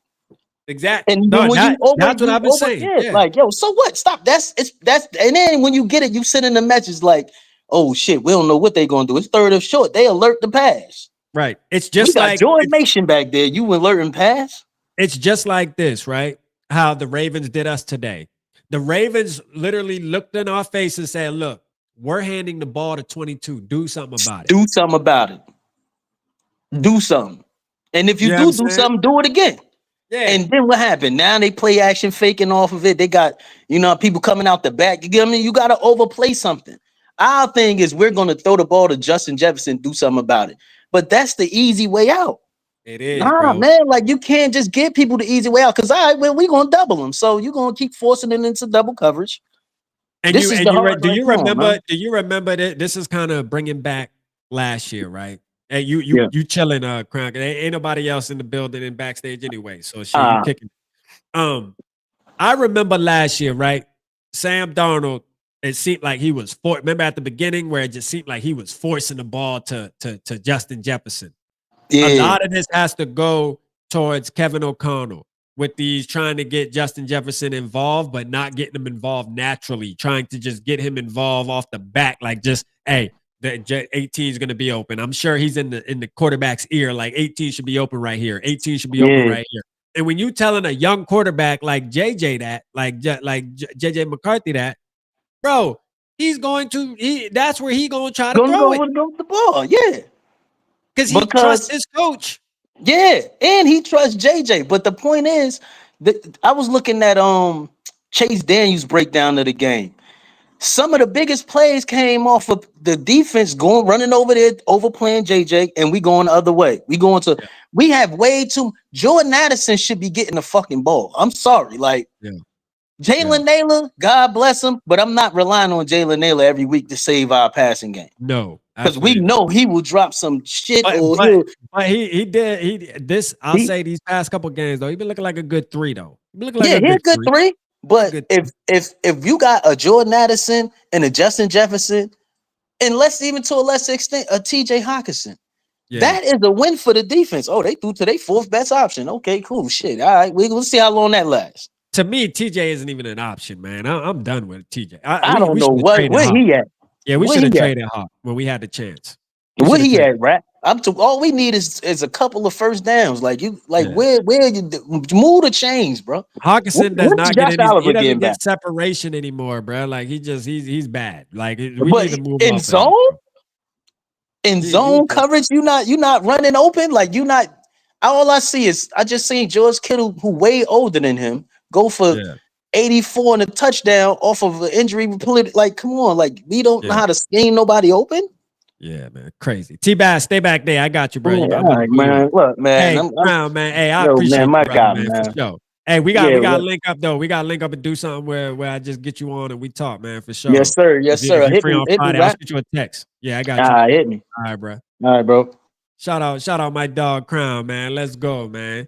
Hey, it is what it is, man. Speaking facts. Jesus Christ, JJ McCarthy and Kwesi trash. That's the only thing we need to be talking about. Father, relax. Relax, my brethren. Hold on. Let me get T-Bass up here real quick. T-Bass, what's good, bro? Hey, Rap. At work on break, thought I'd jump in. Yeah, man. You remember when I came on your show beginning of the year talking about recipe for success? I went and I broke down like 2 previous seasons when the Vikings played quality teams. They never won a game where the quarterback had to throw 40 plus times. Yup. What happened today? It's not a recipe, especially for a young quarterback. And so people keep on giving this guy chances and chances. He can't call plays. It's not a recipe. It's very, very frustrating. It really is, man. You know, watching this game today where once again you have these short yardage downs, particularly third down and short. And we're throwing these long developed. I mean, I just don't get how you can sit there and believe that that is a recipe for success. Like that makes my head hurt. I don't get how a bunch of grown ass men that have been around the NFL for as many years as they have been around it and sit back and think that that is the way to go. I just don't get it. I can't. I don't think I'll ever get it. Well, it's so, you know, Justin Jefferson, man. You want to be paid 30+ million a year in that, you need to be great majority of the time. Every game. No, I agree. Not cutting it. Lamar Chase doesn't have a problem with plugging quarterbacks in there whenever he does. Yeah.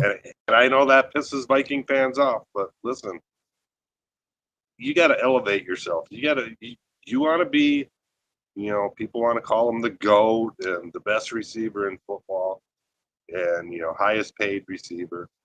You got to elevate your game, every play. And it just didn't look like at times he was in the game. I don't know, on that interception, he just kind of gave up, it looked like. And so, you know. Yeah, man. It's tough, man. It's tough, bro. Oh, I'm not talking about trading him. I'm not trading Jettas. He needs to step up. If you were going to trade him, the time to trade him was before we signed him. I was on board for that. If you remember, I was on board for that, rebuilding a team, doing a full rebuild. But, you know, you got him now. You paid him the money. You got to ride it out. I think it's going to be a waste of a contract, but it is what it is. So let me ask you a question with this Asante Samuel deal. All right. So I believe today the Vikings took a huge hit to their playoff chances. A huge hit. Yeah. So do you want to bring a guy in that's typically a 1-year rental? You're not going to re-sign him probably next year, especially not with our salary cap. And if he plays really, really good, he might help you win maybe a game or two that you didn't. But if you don't make the playoffs, what does that do? That gives you a lower draft pick come draft time. And you might be saying, damn, you know, those guys we wanted went 1 or 2 picks before us and stuff. So, like, I think, what do you think? At this point, it's a waste to sign him if he wants to come. Yeah. So and I agree with you 100%. That's kind of how I felt. So I felt like Friday, if you were able to make him cancel his other visits and get him to sign then, because that's possible. We've seen it happen before. Obviously didn't happen for us on Friday, but if that would have happened, okay, I'm for it. Or if, like you said, if we would have won today, okay, you know, now but the way you put it, yes, I agree 100%. I don't think it's worth it now going out, and I think you should just stay pat and ride this roster that you got. Unfortunately, it is what it is. Ride with the guys you got. This is what you made your bed, lay in it. You should have won today. If you would have won today, then we could have had a talk about, okay, let's add a piece to let's to try to push and maybe make a playoff run. Now, the sad part about losing today is, you know, yes, it was me and Crown touched on this. It's an AFC team. We're still undefeated in division, but it's still a knock, though. I ain't gonna lie, it's still a knock. And now we have to depend, and not only that, because we have the Bears that are winning. The Bears won today. The Lions won today.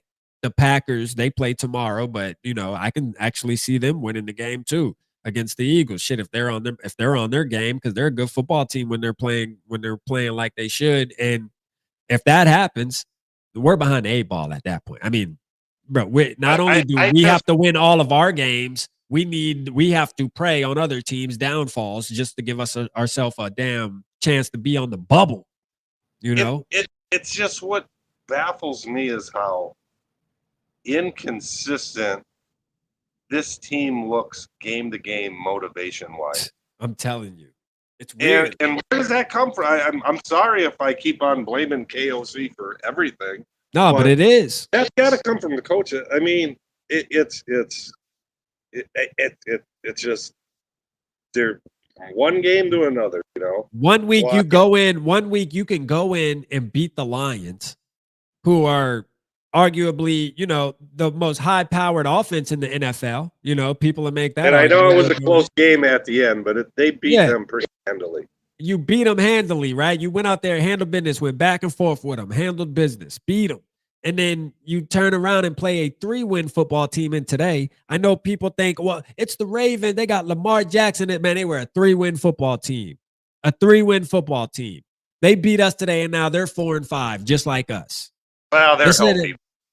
They're healthy now, but still, they're a 3-win football team. I don't care. You should have went in there. You should have handled business at the crib. I'm not going to sit back and say that the Ravens are that much better than us, even on paper.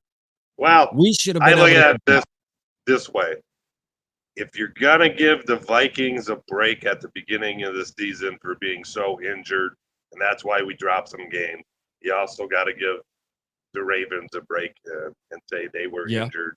It's the same thing. It's the same thing. Yeah, Ravens are going to win that division. But Kings more. Noah said, "Oh, go ahead, T-Bass. What you got?" One more question. Yeah. It's basically halfway through the season. Yeah. Beginning preseason and stuff, everybody was ranting Raven. Quasi was cooking. Best free agency we've ever had. Everybody's giving them A pluses. I want you to go now, midpoint of the season, and give a grade to this free agent class. Man, this probably not an A. Hell no. I'll give it a C right now, honestly. That's and only reason why I give it a C is because Isaiah Rodgers did have a big breakout game. Javon Hargrave and Allen played a great game last week. You know, even though that's about the only game, but still, we got to get more from them than that. To me, that's not a C. You know, your big name guys are playing great. 1 game out of 5. That's around a D. I mean, okay. I mean, buy it. D minus D. I mean, we should expect more, but for sure, they haven't been injured. They haven't been injured like Kelly. Those guys are out there. They're just, and you know, maybe that's guys that you got to question their motivation. Are they just out there collecting a paycheck? I don't know. I don't know. And then my last question to you is, so mid-season, again, what's your thoughts on Turner? I think Turner's mid, man. I think Turner's I don't think he's a first round pick. He's not playing like a first round pick, in my opinion. I'm just being honest. They did rob him from the sack, though. You know, that was BS, man. I mean, how is this man supposed to not? You know, come on, he's going in. That was a clean shot to Lamar. He was unblocked. I mean, just free runner in there, and he lays a fundamental, like we were just talking about this, fundamental tackling. I mean, that was a textbook tackle. He's driving him, you know, he's sacking. I mean, god damn, what are these guys supposed to do, man? I don't get it. Fundamentals, man. Fundamentals. Where it's a clear sign to me on the coaching staff is all these damn penalties. Yep. Every game. Every game. And you know, I can understand sometimes a holding penalty because it happens. You got to hold the guy to keep your quarterback upright. Right. And, you know, you take the 15 yards, but your quarterback didn't get hurt. But all these starts, especially at home, I don't know. Lack of concentration, lack of preparation, whatever. Lack of discipline. Yeah. This team is undisciplined, man. So, in your eyes, is this like one of the least disciplined teams you've ever seen? Yeah, remember this year and then in 2022 when we were fumbling. Remember when we were fumbling the ball like 3 times a game for the first 6 weeks? Like that was another example of. Do they work on that stuff? And they remember they ordered these pokers from Amazon and it was a big story, and it's like, yo, man, like we continue, and once again we're in another situation where the team's undisciplined. Like every year with KOC as the coach, we're in some kind of situation where we're having to reteach our team the basics of football. You know what I mean? The basics, man. It's why are we moving backwards? I don't get that. Like we're teaching these guys the basics in week 11. I just think it's lack of accountability. Shit, you know, I hate to sound like Joe guy here and stuff, you know, but one of the things I always remembered about Bud Grant was when Alan Page was talking about him. And Page and Grant did not get along on a lot of things. You know, Page said we didn't see eye to eye on a lot of things. But one thing that we all understood, from the superstar players down to, you know, the third string guys, was, you know, there was certain things expected, and so Bud Grant was the last one to start training camp. Yeah. And he used to tell his players, training camp is not about getting in shape. I expect you guys to be in shape when you walk in the door the first practice. We're not wasting 2 weeks of training camp to get in shape. That's what the off season's for. And Paige said, we all knew that we were all accountable to show up in shape, or Bud Grant would cut him. There was accountability from top to bottom. And, you know, again, what Chuck Foreman said in one of those things, Bud Grant told you what you needed to hear, not what you wanted to hear. Is Kevin O'Connell telling a lot of these guys what they want to hear or what they need to hear? He's telling them what they want to hear, man. He's man, this dude is a gaslighter, bro. Like, for real. That's what the hell he's doing, man. Because all these penalties, I look at those two comments, and Kevin O'Connell might be saying, we need to get better on this, you know, but where Bud Grant would say, you need to figure this out and it needs to stop, or your ass is going to be cut. Period. Yeah. That's what these guys need to hear. Not, okay, we got to work on it, boys. Fix it. I said at the beginning. I said at the beginning of the show, the GM needs to literally call in Kevin O'Connell and say, look here, if we have another game that happens where your running backs only touch the ball 4 times, you're getting fired. If another football game goes by where your running backs only touch the ball 4 times, you're going to be gone. Like that. It's that simple. Like, you were going to commit. You told us you were going to commit. The vision was to commit to the run, be physical at the line of scrimmage. You're going to do it. But does ownership care? These guys aren't football guys. They're businessmen. They're businessmen. So at the end of the year, they're not looking at win-losses or nothing. They're looking at profit. And right now, they're making profit. And until I don't see anything changing, because they're making profit. And people like me and you and everybody in the chat, we gotta suffer. While they making profit, you know, I gotta be irritated on Sundays, and my work week has to be, you know, bad in a way, because when our team loses and plays like that, I'm frustrated, right? Until like Wednesday. All right. My week doesn't start getting back on track until like Wednesday night. I'm at a different stage in my life. Vikings. Yeah, you're lucky. You done been through this enough. I'm still in that stage. It really affects me. It affects me. I gotta be honest. No, it affects me. I'm upset for. I don't want to watch anybody talking about Vikings football for the next 3-4 days. I'm not trying to hear nothing. Like, here's the thing. This is a good time to bring this up, Rap, because this is my belief on this. Okay? Yeah. There's 3 stages of fandom. Okay? Stage 1 is when you're a little kid. Yeah. These players are like superheroes to you. Superheroes. Yeah. You know, just like Superman or Wolverine in the comic books and on the TV screen. Yeah. And you're really into them, but win or lose, after the game's over, you're out playing with your friends. It doesn't affect you, but you think these guys are like fictional superheroes. Yeah. Then somewhere around your teenage years, and I think it's more when you come to it's the stage 2 in life when when you worry about your appearance. You worry what people think about you. You worry. Your team needs to be the best because you want people to know I'm not a loser. And this is the stage where the NFL and the owners want you in. You're running out, buying the jerseys and saying, this guy's the greatest, pounding the table, arguing with your friends at the bar that this is the reason he's the greatest.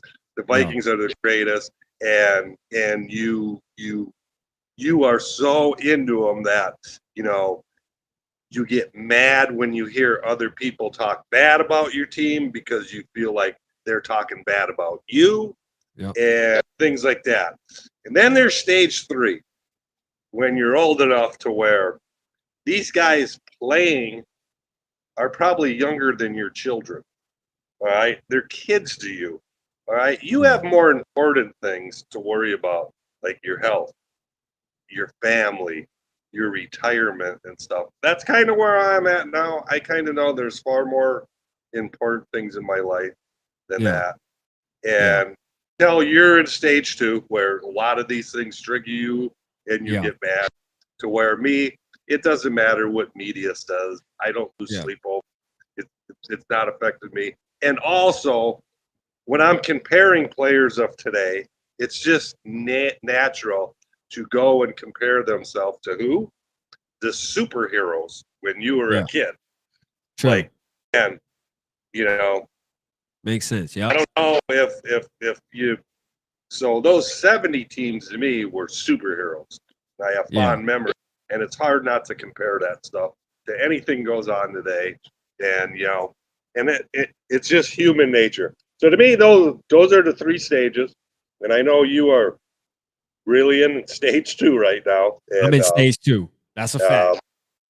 So, you know, for me, stage 3, win or lose, I know there's more important things in life and it ain't going to affect my life one bit. So I don't kind of worry about it. Man, I'm pushing to get there, T-Bass. I'm pushing to get there. All right, I got to get going. All right, T-Bass, man. I appreciate you as always, man. Yeah. Hey, did Carl Childress visit yet? Carl Childress. No, what do you mean? What is he, a coach? No, the guy who called in a few weeks ago. The guy that sounded like Sling Blade. Oh no. He didn't. That was awesome. Carl, call in. Yeah. You were the best. I laughed for 2 days after that. I went back and watched that live several times just for a laugh. Thank you, man. I appreciate it. Who was that? I can't tell. It was Carl. You know? It was Carl, man. I know. Okay, it was Carl. I do know, but I'm not going to tell you. Yeah. Oh, Carl. You're out there, call in, man. Please. Oh, he's watching. He's watching right now. Carl's definitely watching for sure. All right. All right, brother. Talk to you later. All right, man. Later. Man, shout out everybody in the building, man. Appreciate T-Bass, man. Shout out T-Bass in the building. Shout out K and B Slots. Coaches are on the hot seat. No, that's a fact, man. That's a fact. Shout out Jade, man. I see you, Jade. Shout out Jade. Let's go. Kevin, what'd you call him, Jade? Kevin Okado. Kevin Okado strikes again. Strikes again. The last time I truly felt we had a legit chance was 2010 and 98. Rough. Man. Hey, man, it's the venting. This is the vent line, man. You know what I mean? What Purple Daily called the vent line. Yeah, we was able to get it off our chest. I feel a little better after tonight being able to talk rapping stage 2 after this. Yeah, going to stage 3 if we don't get facts, bruh. I'm definitely in stage 2 though, man. This when we go through losses, man, like when we win, my vibes are hot. Y'all can even see it live. You know, I chose to do YouTube and you know, pretty much document my fandom online. So y'all can see when we win my lives, I'm hyped. The videos throughout the week, I'm lit. The energy is different. When we lose, y'all can see it. I can't hide it. I just can't. You know what I'm saying? Like, I just can't, man. It's in me for sure, bruh. Pause. Like, it's there, man. I just, you know, this team, man, I said it at the beginning when I started this channel. I said, man, this team dictates my mood on Sundays, Mondays, and Thursdays. That's just what it is. They can ruin my Thanksgiving. All right? I can be chilling with my family, the people I love dearly, that I will die for. If this team go out there and embarrass us on Thanksgiving while I'm at the Thanksgiving table with my family and everybody's like, oh, Ra, no, your team plays today. I hope they win. Ra, we're rooting for your team, but we hope they win. And then we all sitting there eating our turkey and stuffing and all that. And then my team get on the TV, and then at the end I hear, sorry about your team, and sorry about your team. I'm mad, bruh. Now I'm mad. Because now I got my family, you know, trying to show me sympathy and all this, and I don't like that. You know what I'm saying? I'm going to be real. I don't like that. Now I'm upset. You know what I mean? Now I'm ready to curse something out. I'm ready to get on live and start crucifying shit. Like, for real. Straight up. Yeah. That's just how it be, man. For real, man. I ain't going for it. I'm telling you. I'm not. And this year, we play on Thanksgiving, right? Don't we play on Thanksgiving? And we play on Christmas, don't we? I know we play the Lions on Christmas, which that's going to be the whiteout game. That's going to be the Winter Warrior game, which please, oh, man, I ain't even trying to think about that shit right now. And then I think we don't we play on Thanksgiving this year too? Man, look here. The crazy part about this year, we play on Christmas. Okay, all right, so we don't play on Thanksgiving. Thank God. You know what I'm saying? Because I'm going to Virginia this year for Thanksgiving to kick it with family. Thank God we ain't playing on Thanksgiving. By the time we play, I can already be back home, bruh. Because I'm leaving that Friday to get back to Charleston. So, like, I can be in the comfort of my own crib. Because if I had to be up there watching it, I already know. I know the vibes. You know what I'm saying? For real. Well, I'm glad I'm going to be at the crib, man. Thank you, boy. The football gods did us a favor, man. But Christmas, man, look here. Hey, Grinch, the Grinch, man, hey. I got a little 4-year-old daughter, man. We playing on Christmas. I'm going to tell you right now, man. Good thing we open presents first thing in the morning. First thing. I'm the type for Christmas, man. I be up at 5 o'clock waking the crib up. Hey, get up. Santa been here. Get up. You know what I mean? The sun ain't even out yet. You know what I'm saying? Like, for real, man. Yeah, because if it was after the game, I'd ruin Christmas if this team did it, man. Christmas, man, ain't no Christmas. You know what I'm saying? Straight up. Ain't nothing. Shit. Yeah. I ain't got nothing for you. But humbug. For real. I'm gonna be Virginia Beach area, Barber. I'm gonna be Virginia Beach area, military base, Air Force. I think is he in the Air Force? Yeah, I think Air Force. I'll be Virginia Beach area though, up in that area somewhere, like Hampton, wherever the base at. I'll be on the base somewhere around there. If you in that area though, we can link. That's a fact. I'll be there for like 6 days too. Shout out Jeremy, man. What's good? Hey man, I'm about to get up out of here though, man. I've been on for 2 hours and 30 minutes, man. Hey man, hit the like button on the way out if you haven't already, man. People can watch the replay. Hey, we got another week ahead of us. Guess what? We got to play football. We got to play football. Football must continue, unfortunately. So y'all going to rock with me or y'all ain't going to rock with me, but I'm going to tell you right now, one person that's going to be here next week during the pep rallies, I'm going to be at the post game. You know, I'm going to be here. Excuse me. I am going to be here. I'm going to hit record. I'm going to be here regardless. Win, lose, or draw, man. I signed up for this, and I'm a ride. I'm riding for 9-2. I ain't give up, man. I didn't play the like a dog in the street tonight because guess what? The team didn't earn it tonight. We look like stray dogs. We look like the dogs that are on them commercials when the sad music playing in the background. That's a fact. That's a fact. The dogs with the ribs and all showing. You know what I mean? In the kennel. Looking like this, tilting their eye, they head down, but the eyes looking up like we look like one of them shit. That's the shit we look like. Like a dog in the kennel. For real, man.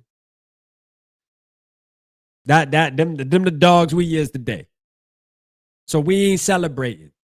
This team don't deserve to be celebrated. KOC, you got to do better, my brother.